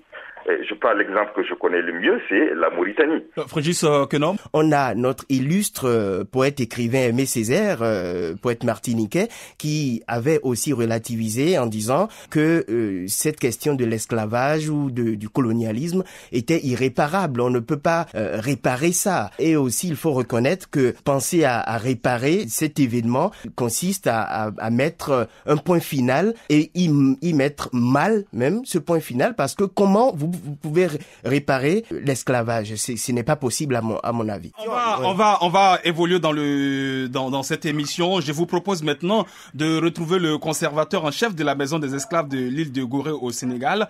Al-Wa Kali revient tout d'abord sur les conséquences de la traite négrière en Afrique, et il est au micro d'Abelinda Ebinda Mboko. Mais l'incidence est là, elle est encore palpable, parce que la déconstruction qui s'était opérée à l'époque dans les cerveaux des Africains, qui, compris dans l'étau des problèmes existentiels, parce que les Africains, à un moment donné, ont cessé de réfléchir avec l'apparition évidemment de l'esclavage et de la traite négrière. Ils ne pouvaient pas se projeter dans un futur lointain. C'était plutôt vivre le présent et comment faire pour échapper évidemment aux exactions des esclavagistes. C'est donc ce qui les a mis dans cette position. Au lieu de continuer à produire, ces Africains ont cessé du coup de produire. Mais que sont devenus évidemment toutes ces connaissances? Lorsqu'on leur a proposé des produits finis, pour le faire, ils ont eu la barre de fer donc qui provenait d'Europe. Pour les fusils, on leur a proposé évidemment des fusils, donc tout a été fabriqué et préfabriqué. Donc du coup, ils ont cessé de réfléchir, d'être des producteurs pour être simplement des consommateurs. Voilà la situation dans laquelle se trouve l'Afrique. Et pour en sortir, il faut donc procéder à l'opération inverse, déconstruire ce qui a été construit de façon insidieuse pendant les 400 ans qu'a duré évidemment la traite négrière qu'ils ont. Il est vrai que, compte tenu de tout ce chemin inverse qu'ils doivent parcourir, il faut absolument qu'ils se rendent compte qu'ils ont besoin de faire toujours plus que les autres pour être pris en considération. D'où l'effort individuel, l'effort collectif. Cet effort ne peut trouver sa justification ou puiser évidemment son fondement que dans l'histoire, cette histoire qu'a connue l'Afrique. 400 ans de traite négrière, 200 ans de colonisation, une centaine d'années de néocolonialisme. Il faut absolument que les Africains donc se réveillent et qu'ils se disent que personne ne fera cette Afrique à leur place. Il faut que les Africains se disent que le monde est en train de nous regarder, même si les paramètres qui sont utilisés pour calculer notre degré de développement, évidemment, ne sont pas les bons canaux, parce qu'on nous dit qu'en 50 ans d'indépendance, qu'est-ce que nous avons fait? Mais moi, lorsque j'interroge le passé, je me rends compte que la colonisation, elle a duré beaucoup plus que 50 ans. Or, si je m'en tiens à ce qui je vois, par exemple, pendant 200 ans de colonisation, combien d'universités ont été construites en Afrique par les colonisateurs? Or, quand on sait que le développement d'un peuple passe forcément par l'éducation, on ne peut pas vivre dans l'obscurantisme. Et c'est cet obscurantisme qui avait été entretenu par le colonisateur. Parce qu'à cette époque, pourquoi n'y avait-il pas d'université? Parce que, évidemment, la préoccupation essentielle n'avait pas été de former des hauts cadres. Il s'agissait seulement de former des cadres intermédiaires qui pouvaient servir donc de simples intermédiaires pour mieux brimer les populations. Il y a lieu pour l'Afrique, évidemment, de faire un sursaut d'orgueil, parce que l'Afrique aujourd'hui sait qu'elle est capable de rivaliser avec toutes les nations du monde. Elle le fera avec ses enfants. Elle le fera en commençant à faire des sacrifices. Elle le fera en oubliant complètement l'aide extérieure pour réfléchir aux moyens donc de trouver les ressources nécessaires au développement des Africains. Un certain nombre de pays africains demandent que les anciennes puissances coloniales ou les pays qui ont eu à pratiquer le commerce ou utiliser les esclaves africains, les esclaves noirs, versent des indemnités aux victimes. Verser, est-ce qu'il est possible de mettre un coup sur la vie d'un individu? Non, je ne pense pas qu'il soit possible de mettre un coup sur la vie d'un individu. Il y a des préalables. Et lorsque l'on considère l'Afrique, il y a également plusieurs Afriques noires. Parce que l'esclavage, elle n'a pas été seulement l'esclavage occidental. Il y a eu également l'esclavage organisé par les Arabes beaucoup plus ancienne. On pourrait envisager évidemment la mise en place d'un plan Marshall, pourquoi pas. Une espèce de plan Marshall, à partir évidemment de ce que j'appellerai, ou de ce que l'on appelle évidemment les projets fédérateurs. Il ne s'agira pas de payer, parce que si, on considère cela comme une réparation. Mais là, en termes de droit, la chose réparée, évidemment, on n'a plus le droit d'en parler. Or, dans le cas d'espèce, nous allons vers la préservation, donc, de la mémoire. C'est important.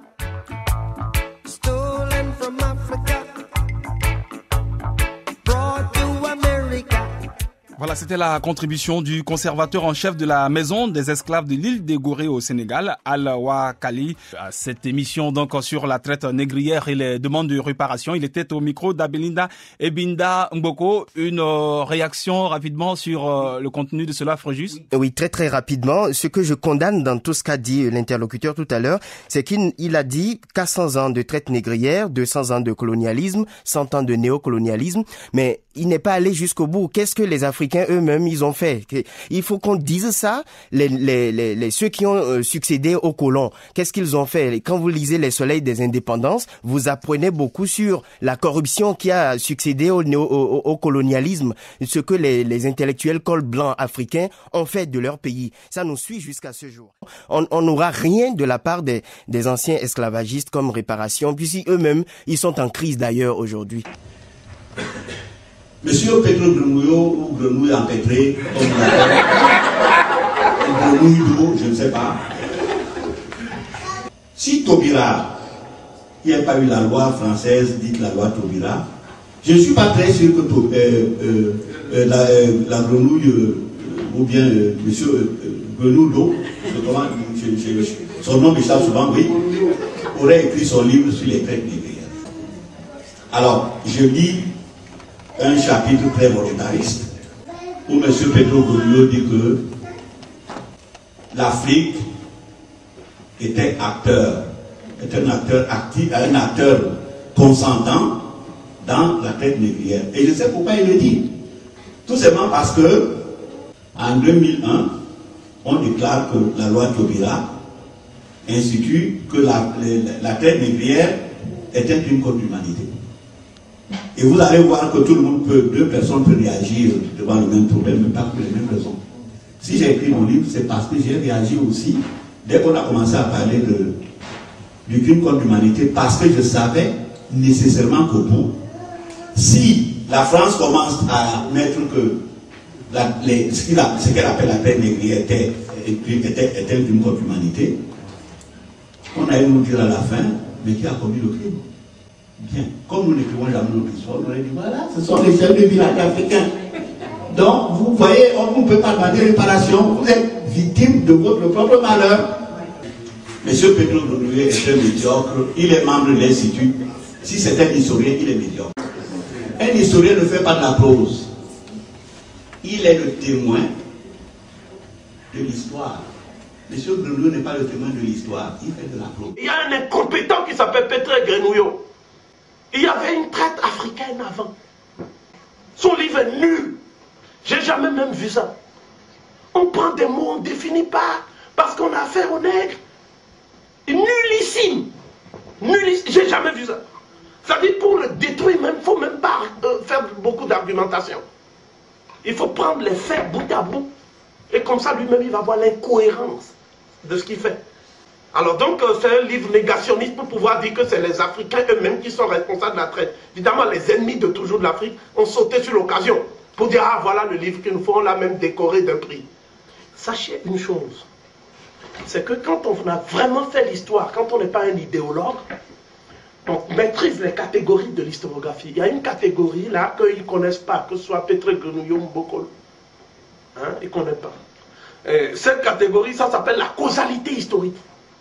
C'est-à-dire quand il y a un fait, il faut établir l'enchaînement causal des événements. D'accord?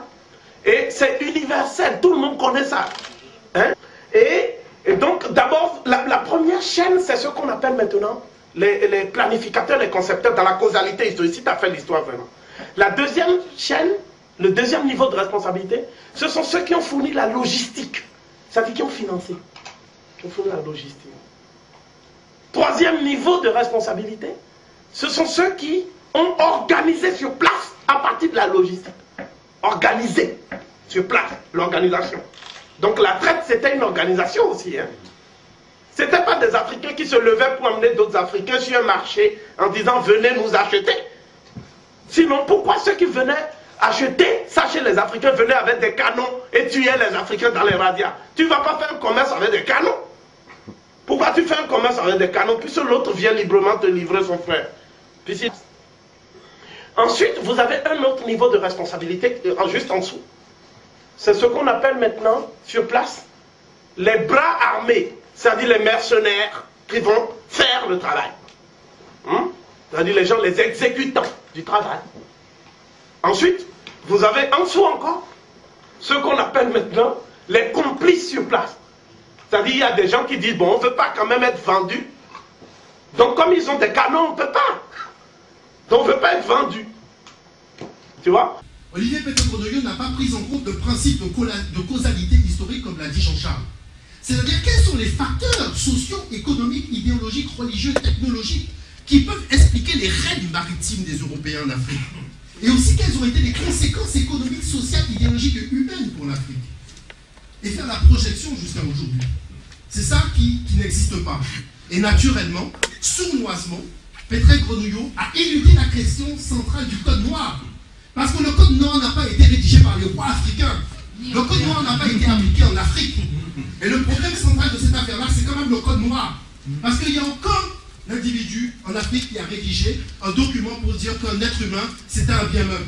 Et comme l'a dit Jean-Charles, l'asservissement de peuple a existé dans toutes les civilisations, depuis l'Égypte pharaonique jusqu'à nos jours, ce qui continue encore au Darfour ou dans certains pays du Moyen-Orient.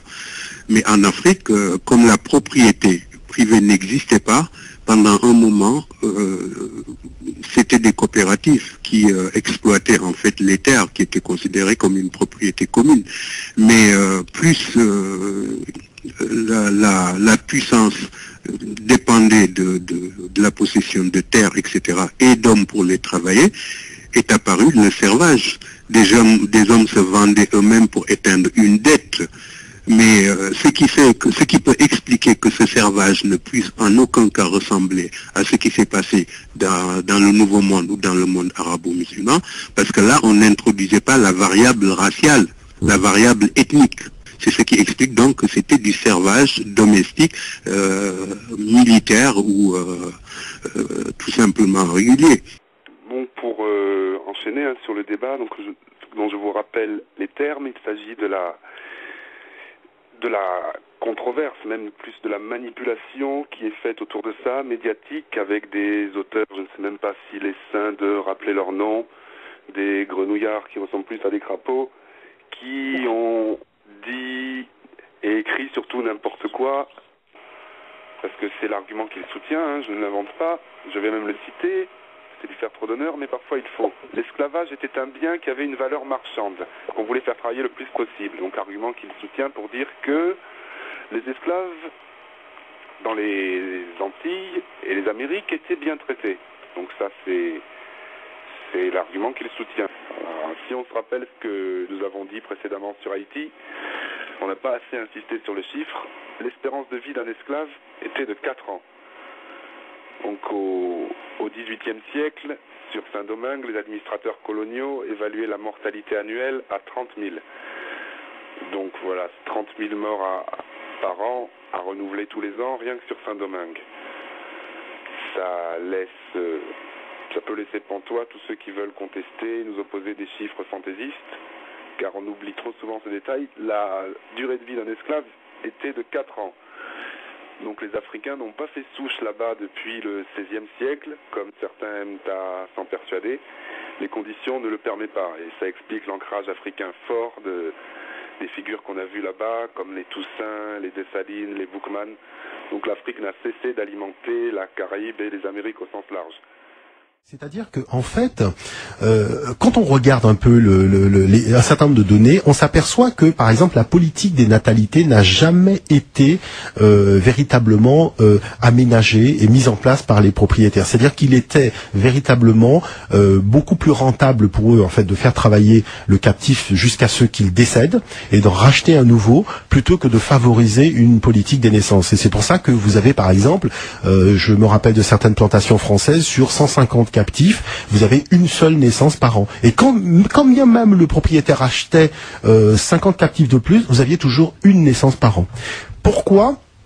Tout simplement parce que il y a le temps durant lequel la femme, donc, elle est enceinte, elle n'est pas productive. Après, il faut l'allaiter, l'enfant, toujours pas productive. Donc ça désorganise complètement le travail. Autrement dit, on évitait les enfants et on préférait importer de la marchandise, si l'on peut dire. Nouvelle. Donc voilà, je vais un peu parler de celui qui fait office de figure principale sur les sujets des traites, que ce soit occidentales comme orientales. En France, en tout cas, c'est Olivier Lapiètre-Grenouille, Olivier Pétré-Grenouillot, qui donc est en train de s'agiter dans son marigot et à raconter des choses comme quoi la traite orientale serait bien pire que la traite transatlantique. Donc qu'apparemment, donc en fait les Occidentaux n'auraient rien fait de spécial, puisque au moins chez eux, on était considéré comme c'était pas une déshumanisation vraiment, hein, c'était rien, c'était pour le commerce, c'était pour l'utilitaire, il y avait rien de méchant, alors que vraiment chez les Arabes, ce serait d'une vraie barbarie, une cruauté incroyable, des milliards de morts presque, on ne sait pas. Donc j'aimerais analyser un petit peu les propos de Piètre-Grenouille et donc voir un petit peu ce qu'il dit. Donc il dit lui-même, il déclare qu'il y aurait donc 12 millions de victimes de la traite orientale. Quel est le calcul pour arriver à 12 millions? Il est très mystérieux. En réalité, il se base uniquement sur les travaux d'un Américain qui s'appelle Ralph Austen. Donc Ralph Austen, R-A-L-P-H A-U-S-T-E-N, donc encore un autre en fait, donc je vous cite simplement mais que je ne vous conseille pas de lire, donc Ralph Austen, qui est un petit peu un dégénéré mental, un vrai débile, qui va jusqu'à donner le chiffre abracadabrantesque de 17 millions de victimes sans réelle justification. Comme ça, il a dit 17 millions, ça sonne bien, ça fait bien, c'est bien là, ça fait presque le triple. L'augmentation des chiffres, donc tout voilà. le temps, ça nous fait. L'augmentation des chiffres sans arrêt, ça nous fait penser à quelque chose. Oui, mais à quoi? Et pourquoi? Et tu pourrais répondre aussi à cette question qui nous obsède tous. Pourquoi tant d'acharnement et pourquoi vouloir rejeter une telle faute sur les seuls musulmans? À qui profitait l'assertion? C'est intéressant comme question. Donc ça permet en fait d'attiser toujours les guerres de religion chez les afrodescendants. C'est le sujet qui a été traité maintes fois par Kémy dans l'émission du jeudi. C'est-à-dire que ça permet d'attiser la haine entre les afrodescendants non musulmans et ceux qui sont musulmans. On leur dit, mais voilà, les musulmans, ils ont fait que vous esclavagisez, ils n'ont rien apporté à l'Afrique que la destruction, etc. Par contre, nous les Blancs, on ne vous a presque rien fait, donc voilà, vous pouvez rester avec nous, c'est pas grave, nous on est gentils comparé aux autres. Donc c'est ça leur projet, diaboliser l'islam. Si vous insistez là-dessus, c'est aussi par rapport à ce débat de la responsabilité endogène des sociétés africaines elles-mêmes, c'est ça? C'est-à-dire qu'en fait, si nous rentrons dans le débat technique, vous verrez qu'aucun spécialiste n'est capable aujourd'hui de vous donner un chiffre, pour la simple et bonne raison qu'il n'y a pas de données chiffrées sur ce phénomène-là. Donc tout reste subjectif, vous voyez. Donc ça c'est la première chose. Il faut savoir que même Patrick Manning, qui autrefois avait donné des chiffres, parce que Monsieur Pétré-Grenouillot s'appuie sur les données de Patrick Manning, aux États-Unis, puisque c'est un enseignant américain, il y a les départements d'études africaines, il n'a pas été en mesure de prouver ce qu'il avançait. Donc voilà pourquoi aujourd'hui vous allez sur Internet, voilà, vous allez sur Internet, vous voyez très bien qui ne maintient plus les affirmations qu'il avait faites à l'époque. Et c'est vrai que, par contre, il y a une chose que je trouve qui est quand même importante de souligner, c'est qu'il faut regarder quand même la logistique qui est utilisée pour cette déportation. Les Arabes, c'est exclusivement la marche à pied, les chameaux. Si ça fait des espèces de grandes caravanes, en fait. Ça fait des grandes caravanes, mais le problème, c'est qu'il faut prévoir l'eau, puisqu'il y a quand même le désert du Sahara qu'il faut traverser. Donc, qui fait que vous ne pouvez pas véritablement transporter énormément de captifs, parce qu'il faut avoir de l'eau pour donner de l'eau à tout le monde. Oui, il faut trouver les points d'eau sur le voilà. bien sûr. Par contre, la déportation par bateau, des méthodes utilisées par les nations européennes montrent bien qu'en termes de logistique, la logistique, elle est quand même, elle est très poussée vis-à-vis des nations européennes et encore un peu embryonnaire vis-à-vis de la traite orientale. C'est un peu l'apanage bon et mauvais de l'Occident, que cette logistique ultra poussée. Alors, oui, les premiers bateaux qui arrivent, sans vous couper, ce que je veux dire par là, c'est que on peut pas dans un tel contexte, vu le déséquilibre des moyens logistiques, dire que les Arabes auraient pu transporter plus de captifs que les Européens, à moins d'avoir de trouver un chameau qui a 25 000 bosses. Je vous comprends pas, vu le déséquilibre des moyens. Ce que vous voulez dire, c'est que votre point de vue là-dessus, votre propos est de dire que on passe en quelque sorte d'un stade artisanal à un stade industriel, quelque part, c'est ça? Voilà. Bon. Voilà. Alors, c'est tout à fait ça. Voilà pourquoi je vous dirais que Patrick Manning, aujourd'hui, il parle de 3 millions de captifs pour la tête orientale. Vous voyez, donc il a considérablement divisé au moins par 4 les données chiffrées qu'il avançait au début. Alors bon. Donc les 17 millions sont complètement abracadabrantes parce que les autres historiens qui attaquent Ralph Hostein, ils disent que ça n'irait que de 4 à 5 millions. 4 à 5 millions, donc comme vous voyez, on arrive au quart du chiffre énoncé par Ralph Hostein. Donc, au moins, l'honnêteté intellectuelle devrait lui dire de donner la fourchette. Mais non, il reste sur le chiffre le plus élevé. Et en même temps, il sous-estime la traite transatlantique. Parce que même si ça faisait 17 millions, excusez-moi, mais ça serait totalement ridicule face à la traite transatlantique. La traite transatlantique, on donne des chiffres toujours les plus écœurants les uns que les autres. Je vais vous demander à vous de vous baser directement sur les carnets de négriers. Les carnets de négriers, donc certains sont disponibles sur Internet. Il y a des sites Internet qui donnent des détails de carnets de négriers. Il y a un livre très très intéressant qui recense un certain nombre de pages de carnet de négrier et que je recommande à tout le monde cette fois de lire, même s'il est en anglais. Ça s'appelle The Secret Relationships Between Blacks and Jews. Bien sûr, c'est par hasard que ces gens-là se retrouvent à nouveau mêlés à notre histoire. Non, Agnoto, excuse-moi, je ne peux pas te laisser dire une chose pareille.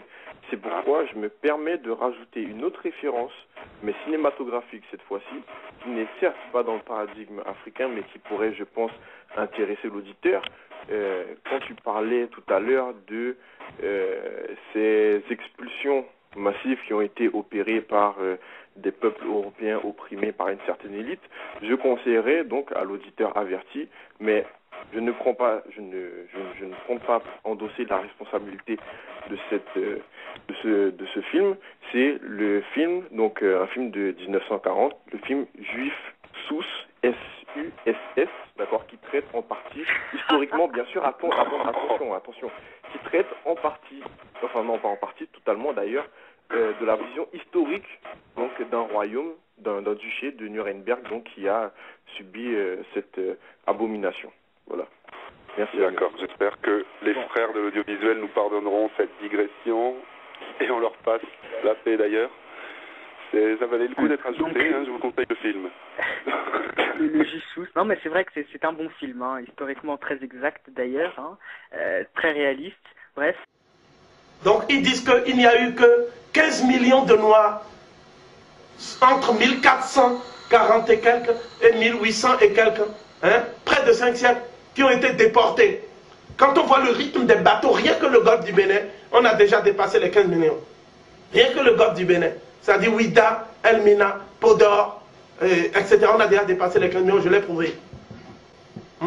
Et après, on condamne les autres pour négationnisme. Mais eux, ils disent qu'il y a eu 15 millions seulement de Noirs. Hein? On dit que oui, mais attention, il ne faut pas compter les pertes. Ils appellent pertes les Noirs qu'ils massacraient eux-mêmes pendant les razzias. Est-ce que ces Noirs sont morts en fonction de l'opération du Saint-Esprit? C'est pas eux qui les massacraient? Hein? De sorte que pour un captif pris vivant, il y avait 10 dommages collatéraux, 10 Noirs qui mouraient. Parce qu'on prenait les vieux, les femmes enceintes, on les massacrait. Parce qu'ils n'étaient pas aptes au voyage. Je ne parle pas des gens qui mouraient de dysenterie, hein, qui mouraient de malnutrition, de mauvais traitements, hein, dans les cales. Je ne parle pas des esclaves jetés en pâture aux requins pour s'amuser, en disant « Ah, il y a le requin là qui a faim. Allez, j'envoie un nègre de Guinée dans sa gueule. » Je ne parle pas de tout ça. Donc moi je reviens sur la légalité la plus parfaite, puisque le Secret Relationship est totalement l'intégralité des sources de ce livre sont des sources juives. Hein. Il n'y a pas une seule source antisémite, pas une seule source même de Goy, hein, qui pourrait dire du mal du peuple élu, adoré, qui souffre depuis 4000 ans. Non, là c'est que les juifs. Hein, qui commentent le fait qu'ils étaient les principaux instigateurs et les principaux bénéficiaires de la traite. Et donc voilà, dans le livre, donc il y a beaucoup de carnets de négriers, et on peut voir, pour que vous puissiez faire un calcul très simple, on peut voir que chaque bateau négrier transportait environ 300 captifs, hein, et qu'il y avait au moins 4 expéditions par mois, ce qui fait 48 par an. Hein. Et cela dans 30 comptoirs, africains, sur une durée, on va dire, hein, la dernière fois que j'en ai parlé avec Teroka, justement une discussion à ce sujet, il avait dit que même on n'avait qu'à donner que 200 ans pour faire le calcul, hein, 200 ans, et vous verrez que il n'est pas du tout extravagant, il est même logique, il est même mathématique d'arriver aux chiffres que donnait Khalid Abdul Mohamed, le docteur Khalid Abdul Mohamed, qui est l'inspirateur de cette radio, hein, et d'autres panafricains d'ailleurs, hein, il donnait ce chiffre de 600 millions, hein, 600 millions de morts, enfin plutôt de victimes, 600 millions de victimes totales de la traite transatlantique, 600 millions de victimes. Hein. Donc on voit que c'est 100 fois plus que d'autres chiffres qui sont d'ailleurs exagérés, voire inventés, mais bon, peu importe, c'est un autre débat. Donc là, on peut faire le calcul d'après des témoignages écrits. Hein. Cette fois, il n'y a pas besoin d'inventer, d'interpréter des plans. Là, on voit clairement les témoignages écrits parfaitement des négriers qui disent exactement ce qu'ils ont fait, et vous arrivez rapidement à 600 millions de victimes de la traite transatlantique. Donc c'est le pire de toute l'histoire. Donc l'autre avec ses 17 millions, hein, qui en réalité nous font à peine 4 ou 5 millions d'après les choses les plus sérieuses, les recherches les plus sérieuses, mais encore on peut en débattre, mais on n'arrivera jamais plus que 17 millions. Donc entre 17 millions, on ne peut pas nous dire que 600 millions sont moins graves, que ce serait acceptable face à la barbarie prétendue des Arabes. Donc voilà, c'était... En question. Oui, je pense que Khalid Abdul Mohamed avait bien répondu à cette accusation de soi-disant compétition victimaire, d'extorsion et tout à la pleurniche, etc. Dans sa conférence qu'il appelait Black Holocaust, dans laquelle justement il commence par dire que ce ne sont pas les Noirs qui ils n'ont jamais été dans cette position de réclamer quoi que ce soit, ou en tout cas avant l'industrialisation de la victimisation dans les communautés noires en Occident, et aussi en Afrique. Ce sont toujours les Juifs qui ont imposé un système victimaire dans les pays occidentaux et à l'étranger aussi d'ailleurs, en participant, donc eux-mêmes s'organiser pour que ça se passe, en participant aux constructions de stèles, de musées mémoriels, etc. Et c'est à partir justement de ce stade-là que les intellectuels juifs se sont postés en tant que, si vous voulez, représentants de l'espèce, excusez-moi, de la race, je dis de l'espèce, je suis fou, de la race qui aurait le plus souffert dans l'humanité. Et là, on n'est même plus dans un cadre de compétition. Là, on est carrément dans un superlatif qui est, voilà, nous sommes les victimes de ce temps, de ce cycle, de cette période, etc. Et donc, il n'y a nul moyen de faire la compétition avec nous. Et c'est cet enjeu-là qu'il faut briser, non pas en cherchant à faire à se complaindre nous aussi dans la victimisation, puisque ça marchera jamais. Hein.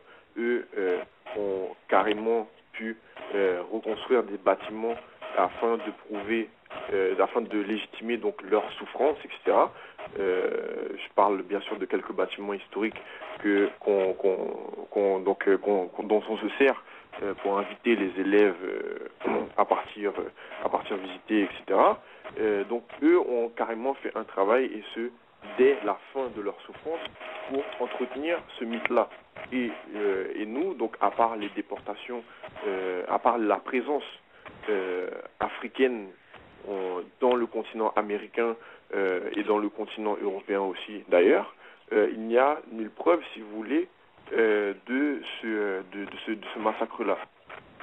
Et à mon sens, c'est tout simplement un travail sur la communauté qu'il faut faire pour non pas rééquilibrer, mais réajuster les chiffres, les vrais chiffres, et donc tant pour nous que pour eux, parce que je pense que aussi s'il y a moyen de proposer une vérité sur leur compte, il ne faut pas se gêner pour le faire. Donc c'est un travail, je disais, donc interne à notre communauté, un travail historique qui doit vraiment se faire intensivement et qui est poursuivi, on le sait, enfin en tout cas vous le verrez, par Tahirou Kashabaz avec les 2 livres que... Je voudrais revenir surtout sur le fait sur ce que tu parlais par rapport à la piètre aux grenouilles, comme quoi il n'y aurait pas de contradicteur. Il faut dire que il y a des gens... Pas de contradicteur audible en tout cas. Ouais, non mais ils ont essayé, hein, ils sont allés pleurnicher, ils ont dit ils sont pas gentils, absolument. Et bon voilà, ils se sont fait bâcher, ils se sont fait lyncher comme directement, tellement humiliés qu'ils ont abandonné d'eux-mêmes. Hein. Il n'y a même pas eu de poursuite, genre non, directement ils ont abandonné d'eux-mêmes, ils ont dit voilà, apparemment l'éducation nationale est contre nous, et si quand même un historien comme ça est contre nous, les autres historiens, donc quand même si on n'est pas vraiment d'accord, vaut mieux qu'on ferme notre gueule, parce que c'est eux qui doivent avoir raison quelque part. Ils se sont restés dans la pleurniche quelque part. Ça a montré que effectivement pleurnicher, quel que soit le domaine, ne sert à rien. Alors, mieux vaut éditer vos propres livres d'histoire plutôt que d'aller pleurnicher qu'on change ceux des autres. De toute façon, les autres ont leur propre vision de l'histoire. De toute façon, ils ont leur propre vision du monde. Hein. Même si leur vision du monde est débile, hein, on prend encore une fois les 5%. Ça ne veut pas dire que il faille forcément changer totalement leur vision. Laissons-les dans leur paradigme, laissons-les dans leur vision des choses, hein, et nous construisons notre monde avec notre vision. Hein. C'est la démarche, encore une fois, de Kémy Séba, hein, c'est celle qu'il répète chaque semaine, hein, autodétermination, anti-victimisation et virilité. Même dans le domaine historique, c'est très important. Parce que vous voyez que la démarche inverse, qui consiste à aller pleurer ou à aller sucer, ça ne fonctionne pas. Donc voilà.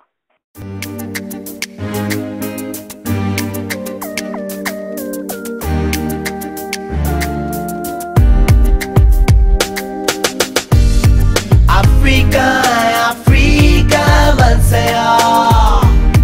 Iranyama wa miromai, falamatinde yande monyera wai. Africa, Mansea. Inate dorito mangea, iranyama mirwala mwina wai. Some Africa leader fighting every day for power. Some them fighting the government forever. Africa leadership is not the mother war in a conflict. When them come, politician with his Babylon system, people fight it all the time. You want for Mama Africa, freedom, liberty, and equality. That's why we need to do together the changement, Mr. President. Let's be against the war in Sierra Leone, Liberia, Somalia, Guinea. Again against the war in Darfur, Rwanda, Ivory Coast, Senegal. We need development, evolution, not destruction.